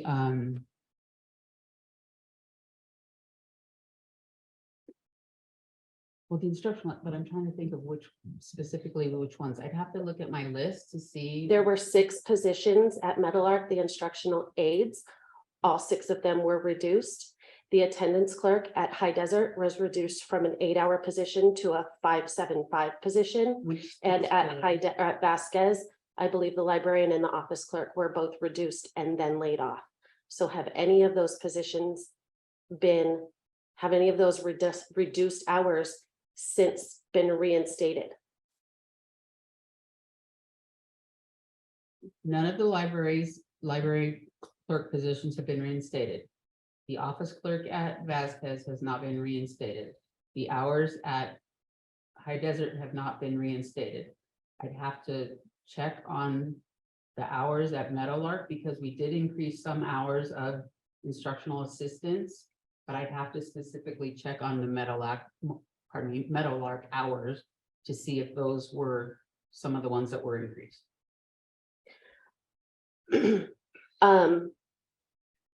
A comment, I just want to point out, I don't talk in circles or in hints. I wanted to point out that the reduction in hours that I'm talking about and the layoffs that I'm talking about, you will notice that I did not mention any positions at the district office had a reduction in hours or any layoffs, but we did it all 3 school sites, reduction and layoffs. I want to point that out. And then we're trying to add positions at the district office when we have not refilled those positions at Meadowlark. Not at Meadowlark, at High Desert and at Vasquez. I'm done. So at this position, this 3.75 dispatcher, that's the early morning shift that you have a district staff employee that agreed to adjust her hours to come in and cover that, and then she would leave earlier in the day than normal. Yes. So she would do her work, but she would come in, she was willing. That's currently not Not an of option. the existing employees now. So then that is a critical position that we need to fill because we're hauling kids around the campus, around the community, bringing them in. So we need a dispatcher consistently to communicate transportation errors, missed kids, late kids, whatever, when they get to a bus stop, parents are not there, whatever. So it's a critical position you need to fill Yes, you on a need, consistent basis. you need somebody that's dedicated. Somebody to will that. come in and they know that's their hours for 3.75 Monday through Friday. In each school day, Yes, and they know that, and that's what will be hired. that's the Okay. intention. Kim, loop back through, please. Kelly, I don't really have a lot of comments. I only know that people were really having issues in the morning with the buses. That was something that happened. You have to have your buses, someone running your buses.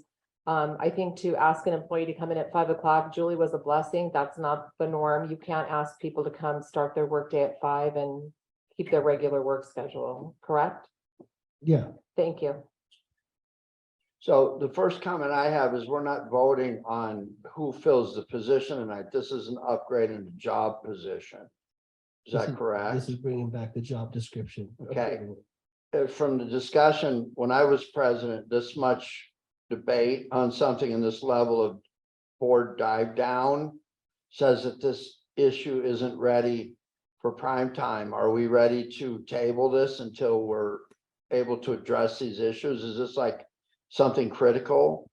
I would be most interested in wondering what the union is saying. Do any of these people have rights back to their position? Are they being contacted? Could they be encouraged to fill this? I mean, my own daughter had 2 incidents this week, in the last week of going to Children's Hospital. And somebody had to call and say, it's the Fallsgrave kid, she won't be in, don't pick her up, blah, blah, blah. So I mean, there's some specialized thing here. And I think I would agree that if you hired a bus dispatcher or a truck dispatcher from anyone else, they might know bus capacities. I don't think they would be knowing much about the kids of the district or the bus route first day out. So I think institutional knowledge is good. But at the same time, I don't want to be engaged in some vote where it appears that there's law that governs what you're doing here. Let's make sure we're stick to it. Do I need to make a motion that we table this for further consideration? Brianna, If that you want. question's to you. If you feel like you need it.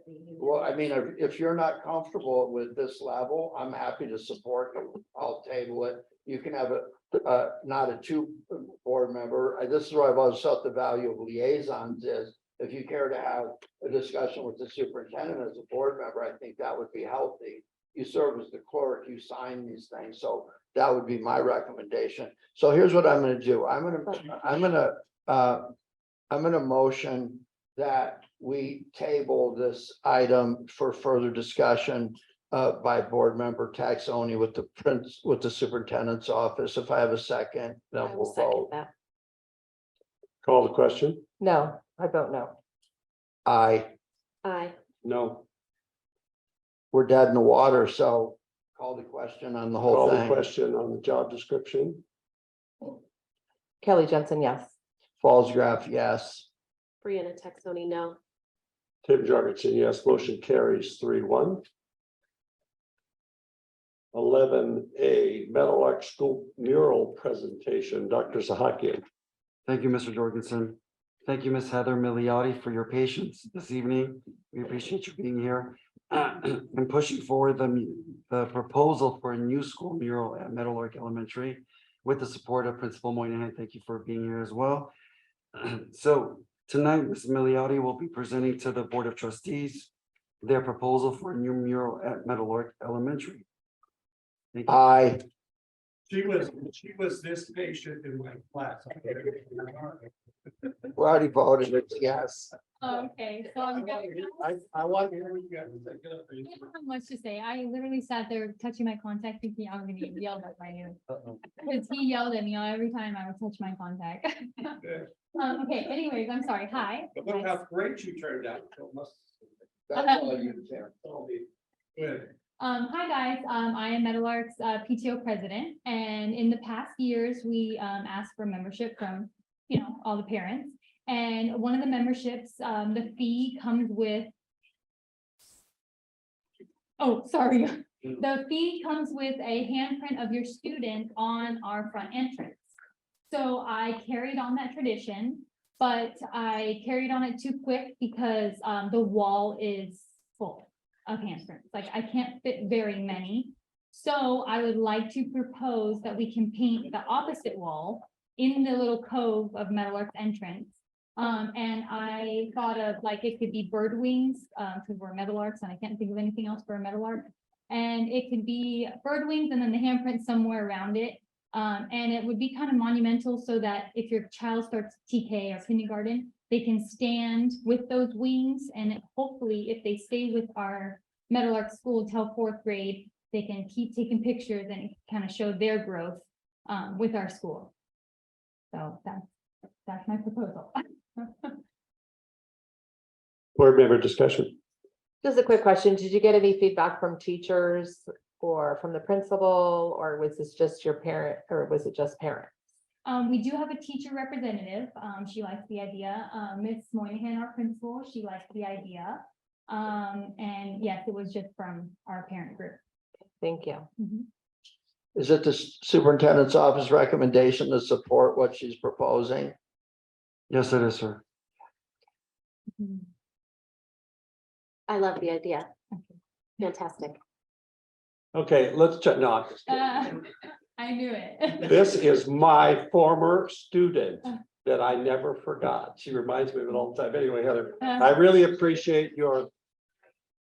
No, she's just as attractive a young lady as she always was. That she has that energy that I think that's indicative of the kids there and her own children. And so, yeah, I'm all for it. So if there's no other discussion, call the question, please. I have some scary Ace Hardware stories. Not here. Thank you so much. Thanks for, first of all, thank you for taking over this job of being the parent to take on this group. So, and thank you for all your hard work. Thank you. I'm a yes. Ballsgraf, aye. Brianna Texodi, aye. Tim Jorgensen, absolutely, yes, 4-0. Thanks, Heather. Thank you guys. And I also want to say, I appreciate you guys, your selfless hard work here. And Kelly, I appreciate you. When I hear things about you guys, it literally hurts my feelings, to be honest. I really appreciate you. We have something in common. Cool. So I'm happy that I'm sad that you're leaving. I really am. I can't text your daughter and say like, oh my God, I can't believe that person said that about your mom. So what we're quick, so what's the time frame on your proposal now? So I had a really good time frame going as September, but I was waiting Right. to be in one of the board meetings. So hopefully soon. I have to talk to the artist again and see what she can do. But she paints, I guess, in the evening because she paints with like a projector. So hopefully it can be like a Friday night so that it's definitely dry by the time kids are there on Monday. Sure. Well, now it gets dark at 4:30, so she'll have plenty of time. Exactly. And then we, us as PTO moms, we do the handprints. She's just gonna paint the bird wings and then we go from there. Because All right, we'll look forward to seeing that. So when you get ready, we'll have a big, go over there and have a picture yes, with you it. have to take a picture with the wings. Okay, thanks, Heather. Thank you, guys. Thank you.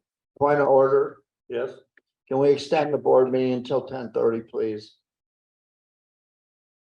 do I have a second? I'll second. Call the question. Kelly Johnson, I. Ballsgraf, aye. Brianna Texoni, aye. And Jorgensen, I move, meeting is amended to extend 10:30. Item 11B, fentanyl presentation. Dr. Zahakian. Thank you. This evening, we have Miss Carrie Wright, our district nurse. She's on Zoom. Thank you, Alex. We appreciate Miss Carrie Wright as well as the counselors for putting a presentation this evening in terms of how the district is addressing the fentanyl crisis. It is a nationwide crisis, but what's been addressed with our parent community, staff, as well as students. And so there is a presentation and we'll go ahead and project the presentation and put Miss Carrie Wright on mute. Thank you. Hi, Carrie, are you there?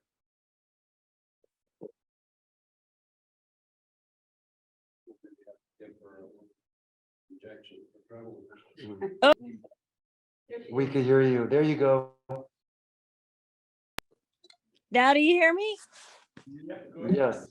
Yay. Okay.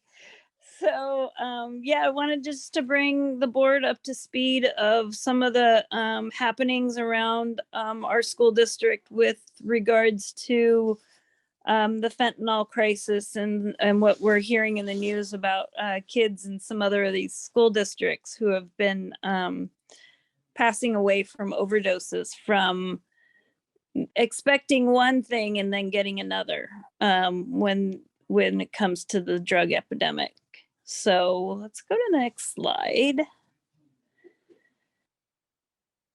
So what is fentanyl? It is a controlled substance. It's usually used for surgery or in a patch for patients who have some pretty major pain. It's one of the last resorts for patients with pain to manage their chronic and extended pain. Unfortunately, what has happened is that it is being mass produced illegally and sold illegally, and drug dealers now are cutting it into other drugs. So if you're a student and you think you're maybe taking a Adderall pill, but it's not Adderall, it's Adderall with a little fentanyl to give it a kick.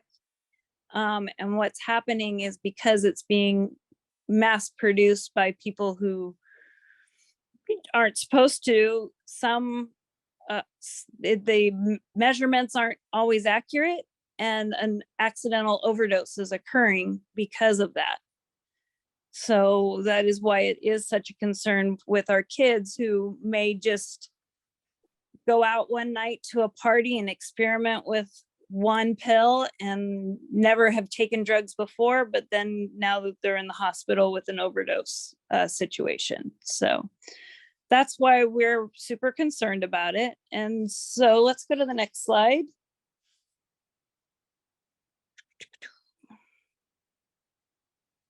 Oh, keep going. Next slide.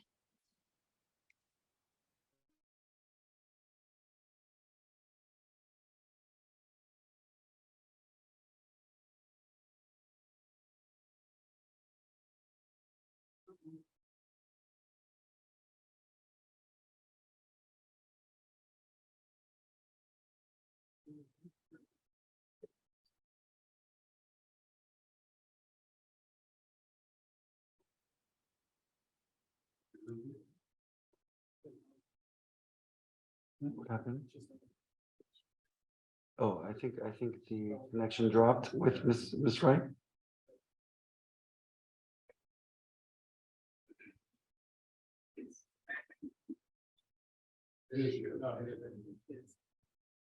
Only the battery died.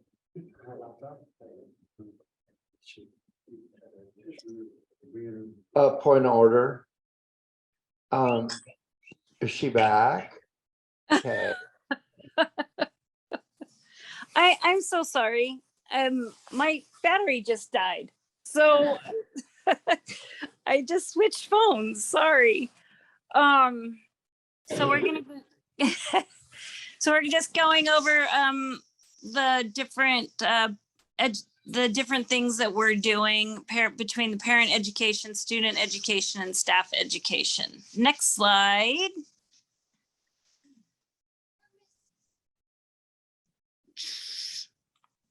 So first, for our parent education, we did send a letter out in September with resources and information about the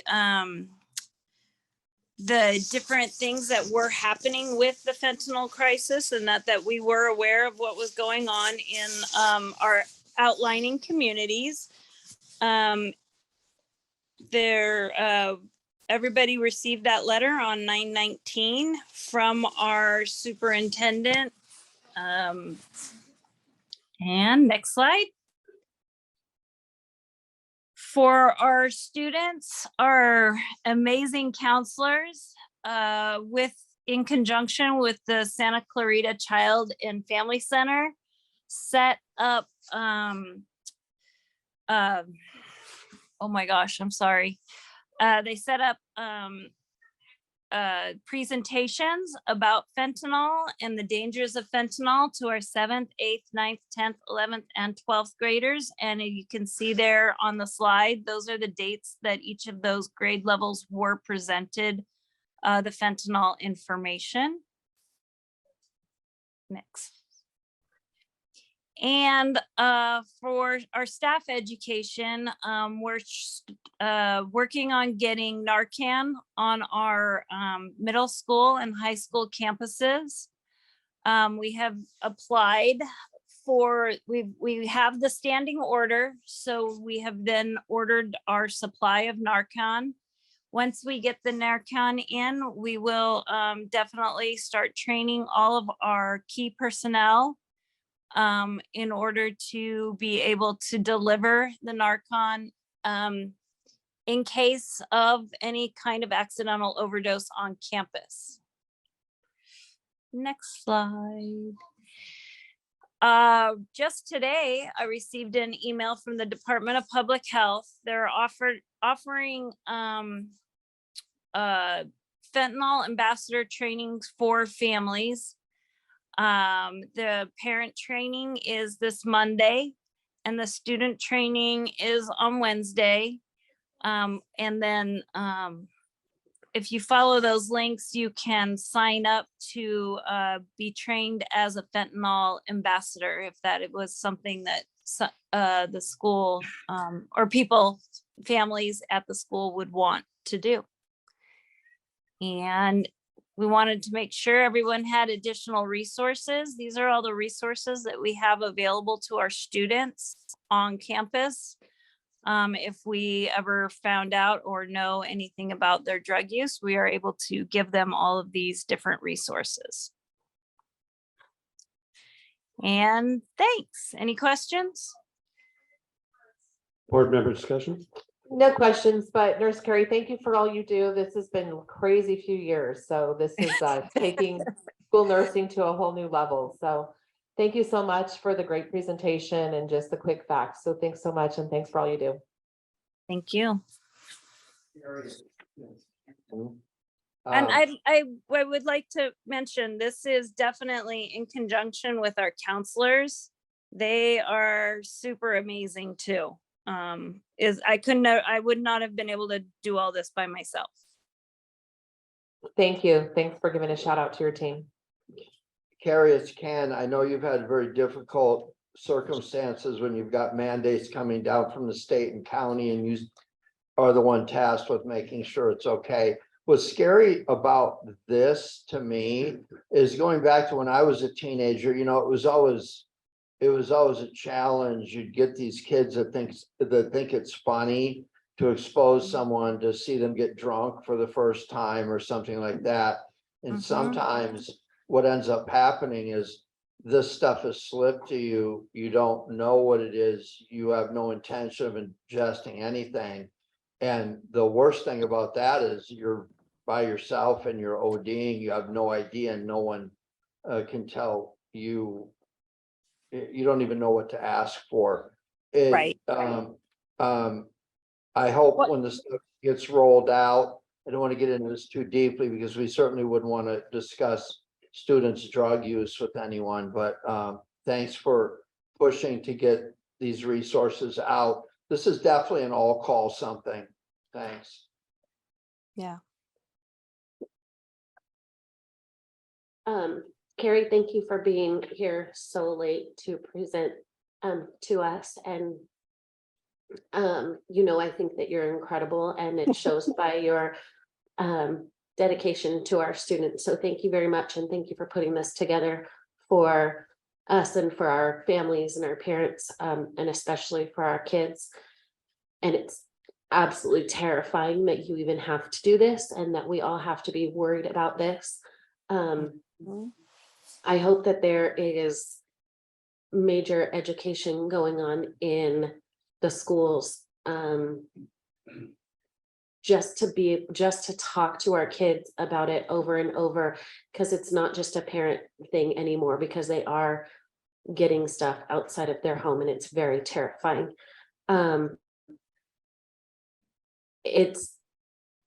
terrifying, that we have to train our staff on Narcan and that we have to have that in our schools. But I think it's amazing that you have gone that route to ensure our kids' safety, because like you said, I feel like a lot of times it is an accident what these kids are doing. They're thinking that they're doing one thing and then surprise, it's another, and they don't mean to.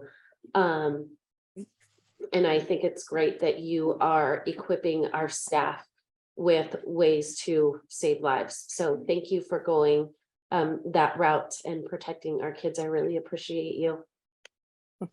Thank you. Carrie, a couple questions on the student training part. What was that? How was that presentation made at those grade levels? So the Santa Clarita Valley Family and Child Center has a special presentation for schools. They came out and they did an assembly for each grade level. So there were smaller sized assemblies in order to engage the kids and in a fentanyl awareness themselves, and how it's hidden and how it affects them, where to go for help, things like that. That's good news. I was glad to hear that it was a source outside of the norm contact with our students, staff, counselor, teacher, coach, whatever. They hear it from another adult that says the same thing that their parents say, that their teachers say, but they hear it from another adult. And then you mentioned that those are all age appropriate, the assemblies or that engage the people that present those are appropriately done with that. So that's good news. Anyway, thank you for that. This is something we need to repeat and continue to do. Back in the 80s, it was meth, and now it's fentanyl. It just goes on and on. We just got to keep our vigilance up, keep our parents, our students apprised of what their opportunities are. Thank you, Carrie. I appreciate it. You're welcome. Moving on, 11C, California Assessment of Student Performance and Progress, CASP. Dr. Zahakian. Thank you, Mr. Jorgensen. Ms. Kim Shaw. Ms. Kim Shaw will be providing an overview of our district's CASP data this evening. Thank you.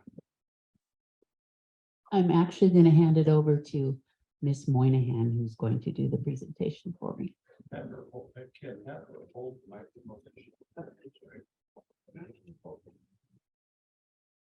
Hello. All right. So we're just going to do a really quick overview of the CASP, also known as state testing, which stands for the California Assessment of Student Performance and Progress. The state has released some preliminary data. The CASP dashboard with more in-depth data will be released in December or January, and we'll do a more detailed report then. So I just wanted to, before we look at our data for our school district, remind everyone that due to the pandemic, there were declines globally for all of our students, nationwide, statewide, district-wide. So it's something to look at, but also remember that it's not a reflection on what we were doing during the pandemic. It's just a reflection of the pandemic itself. So it doesn't like me. Oh, there we go. All right. So here is our data in comparison to the state of California. And this is in the area of language arts. And this is for the 2021-22 school year. We're a little bit lower.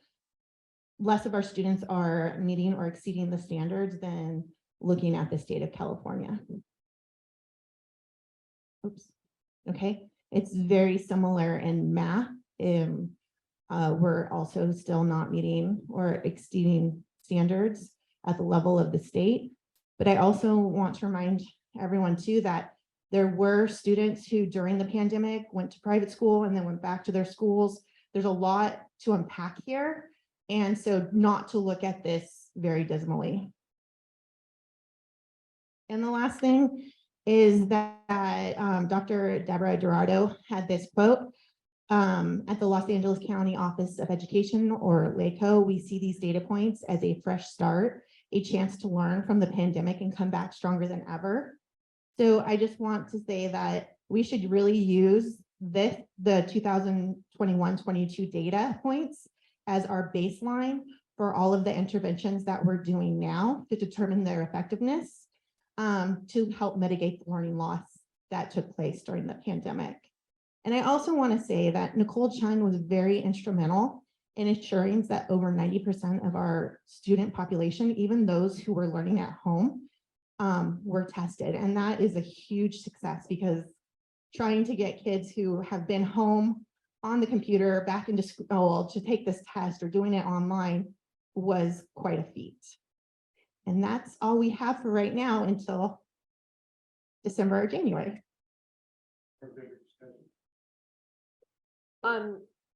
Yes, I understand what you're saying. Again, I was kind of surprised to see this on the agenda because I know the dashboard isn't available yet. So I was kind of surprised to see what we're talking about this tonight, but just to encourage some universal screeners and to do some diagnostics at the site levels, because we don't really know where the kids are right now. We have to make sure that we're doing a lot of assessing, not a lot of assessing, but assessing to pinpoint what skills they have and to move them forward. So that takes a lot of, small group instruction and some of those things. So I'm going to encourage you to, as the principal and as ed services, to kind of figure out what diagnostics you already have, because I know you have some with your reading program. Where are the kids at? What do they need? Because we have to move, and that goes for the middle schools too. What kind of diagnostics are we doing? Not just using these screeners and saying that tells the story, but to pinpoint where their needs are so we can accelerate their learning the best of our abilities. So I think, just kind of doing some work on that. So, and Nicole, I won't be a board member soon. So as a professional, you can reach out to me, because I know, we have some good things that I'm more than happy to share that you can use at Meadowlark that I think would be really beneficial. I was able to attend the reading symposium today for LACO. And so there were some great resources as well. So I'd be happy to, to share that with you. I would love that. Thank you. I'm not an educator, but here's what I would say. As a parent, you get used to sending your kids to school, and it's a day by day, and it's a teacher figuring out where you kind of missed out something. I learned something really valuable one time. You'll be reading a book and then suddenly you'll realize I haven't learned anything, or I can't remember anything I've read in the last 5 minutes. And it always goes back to a word or a sentence that you didn't understand. And if you go back there, and I kind of relate teaching to that. So if your kids suddenly are at home and you're doing your work at home and you've got 2 or 3 different jobs, everybody's world is disrupted. What I look at, I think, is the strongest measure is my work environment. I didn't miss any work. We were one of those critical, or whatever they called it, services. But people that are coming back into the workplace now, it's interesting to watch them. And if you start looking at productivity, just raw productivity, and what the outputs are, there's starting to be some concerns with employers, ranging from people are having 2 or 3 different jobs doing the same thing for 2 or 3 different companies, sitting at home on a computer, to people who are so hungry for human attention. They don't come to me, thankfully, but they're trying to come back into the work environment, and the productivity of adults is horrendous in most cases. So I think if I were a kid, because Callie's trying to tell you, if somebody would have pushed on me a little bit more, I wouldn't have been so disruptive in the classroom. But I think what would bother me the most is to be labeled as I'm in 4th grade, but I'm really in 2nd grade. I don't know how you deal with that, or take that taboo away, or try to tell somebody you've missed 2 years without knowing that they have. So I don't know anything about this, but good luck, because the adults are failing. Am I allowed to respond? Of course you are. Okay, well, I have to say, Kim Shaw and her wonderful MTSS team has really put together a lot of interventions for our students that we're just doing for the entire class. So we have Sunday right now, and that's what our reading program is using, very specific at various levels to where they're at for intervention. But then also for an intervention for the entire school, they're using the phonics program Sunday, which is basically Orton Gillingham Light. So Orton Gillingham is a reading program that's been state approved for dyslexia.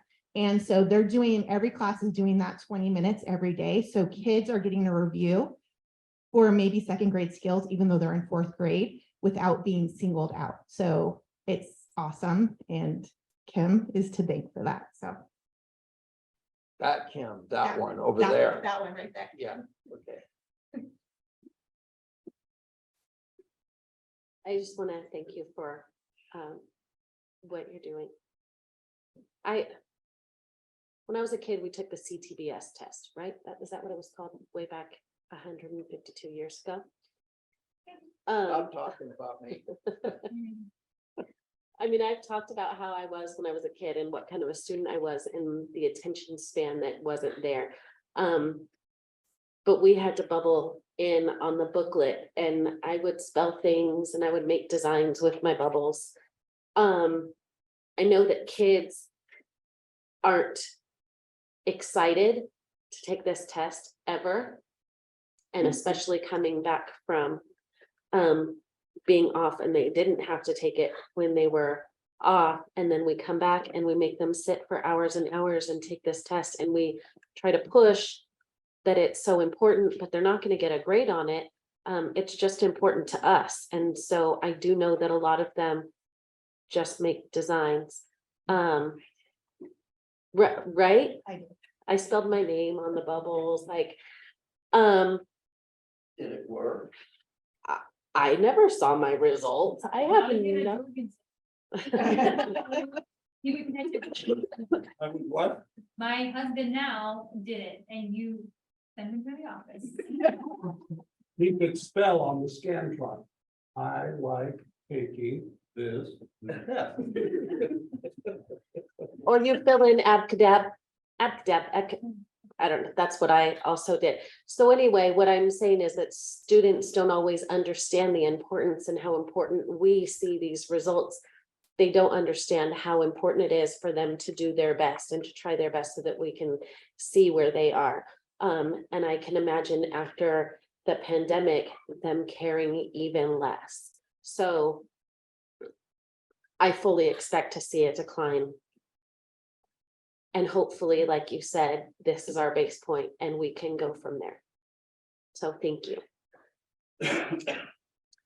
But her husband knows that I was his favorite teacher. But I travel around with my job at the university, going into classrooms, and I see at all levels where the students have a base core of understanding, but they have to get that socialization. So when you said that we're doing this and it's for the whole class, so there's not that singling out of a student who might feel like, oh, I'm only reading in second grade, but they will be reminded of, once they have that strong support and the confidence of their skill sets, that they'll be reminded, and they will accelerate quickly to get back to their normal level and then start to move forward. It's a monumental task that we have to do. And I'll take that back. It's not a monumental test that we have to do. It's a monumental test that we get to do for our students. We don't have to do it, we get to do it. And that's where I think that I talk with the students and they go, how's this going? I'm just observing, but I can see the frustration. And some of my candidates that are becoming teachers, I'm encouraging them, okay, now you got to look and read your room, understand where your students are. Appropriate your lesson, make sure you're engaging them at their level so that they can all come up together. Don't single them out and keep them making feel bad. So I'm confident. I appreciate the hard work that everything is going on, and we just got to stick to it and steady ahead and get the kids back up to speed as quickly as possible. Thank you.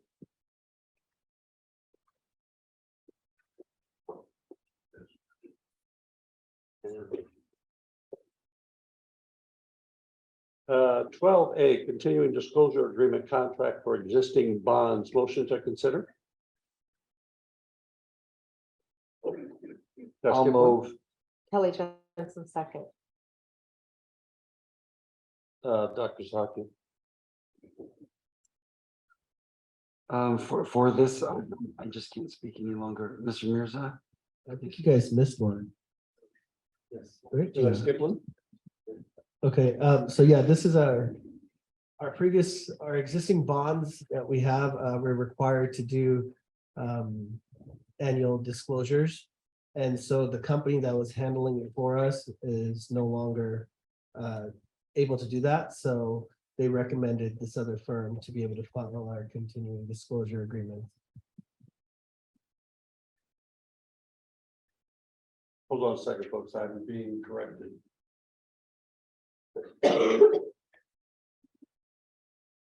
So this is so the one we're discussing now is 12B. Yes, So we're doing 12B. There was a correction to the agenda that I didn't have. All right, board member discussion. Hearing none, call the question. Kelly Jensen, I. Walls got by.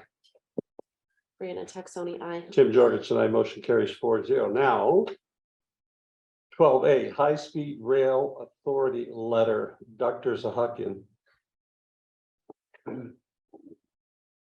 Thank you. You have something you want me to read? Please. Let me handle this. Thank you so much. Get over my cough drop. On October 18th, the California High Speed Rail Authority Railway held a virtual public hearing between 3 and 8 p.m. It was an opportunity that was seized as a district to provide our concerns over the Pondale to Burbank project. Our concerns, along with other council comments, are now on record with the authority. In addition to voicing our concerns for the record, a summary brief was also formally presented. One significant issue has to do with the dirt and dust that would be created, along with other pollutants near Vasquez High School and Vasquez and High Desert schools, regarding a concern over the health and safety of our students and staff. Board member discussion. Tim, I asked for this to be on the agenda, so it was read into the record the last time, but I wanted it to appear in perpetuity for 10 years from now when we're watching trucks blaze all over town and poisoning everyone. So it is in the agenda. Is it an action item? Yes, okay. It is. Okay, let's back up a second. Motion to consider by, wait a minute, if it's an action item. 12A. Okay, It's just for discussion. perfect. Okay, is there any board member discussion? Hearing none, okay. 13A, calendar. The next board meeting will be on December 15th. We're not going to have a second meeting in November because of the Thanksgiving holiday break. Our next board meeting will be on December 15th, 2022, which will be an organizing and regular board meeting. Following that, the first board meeting of the new calendar year will be on January 12th. Future agenda items. Board members? Hearing none. Motion to adjourn. A motion. Who's that, Brianna? Kelly, second. Kelly? Discussion? Hearing none, call the question. Kelly Jensen, I. Balls got by. Brianna Texoni, aye. Tim Jorgensen, we stand adjourned at 10:27.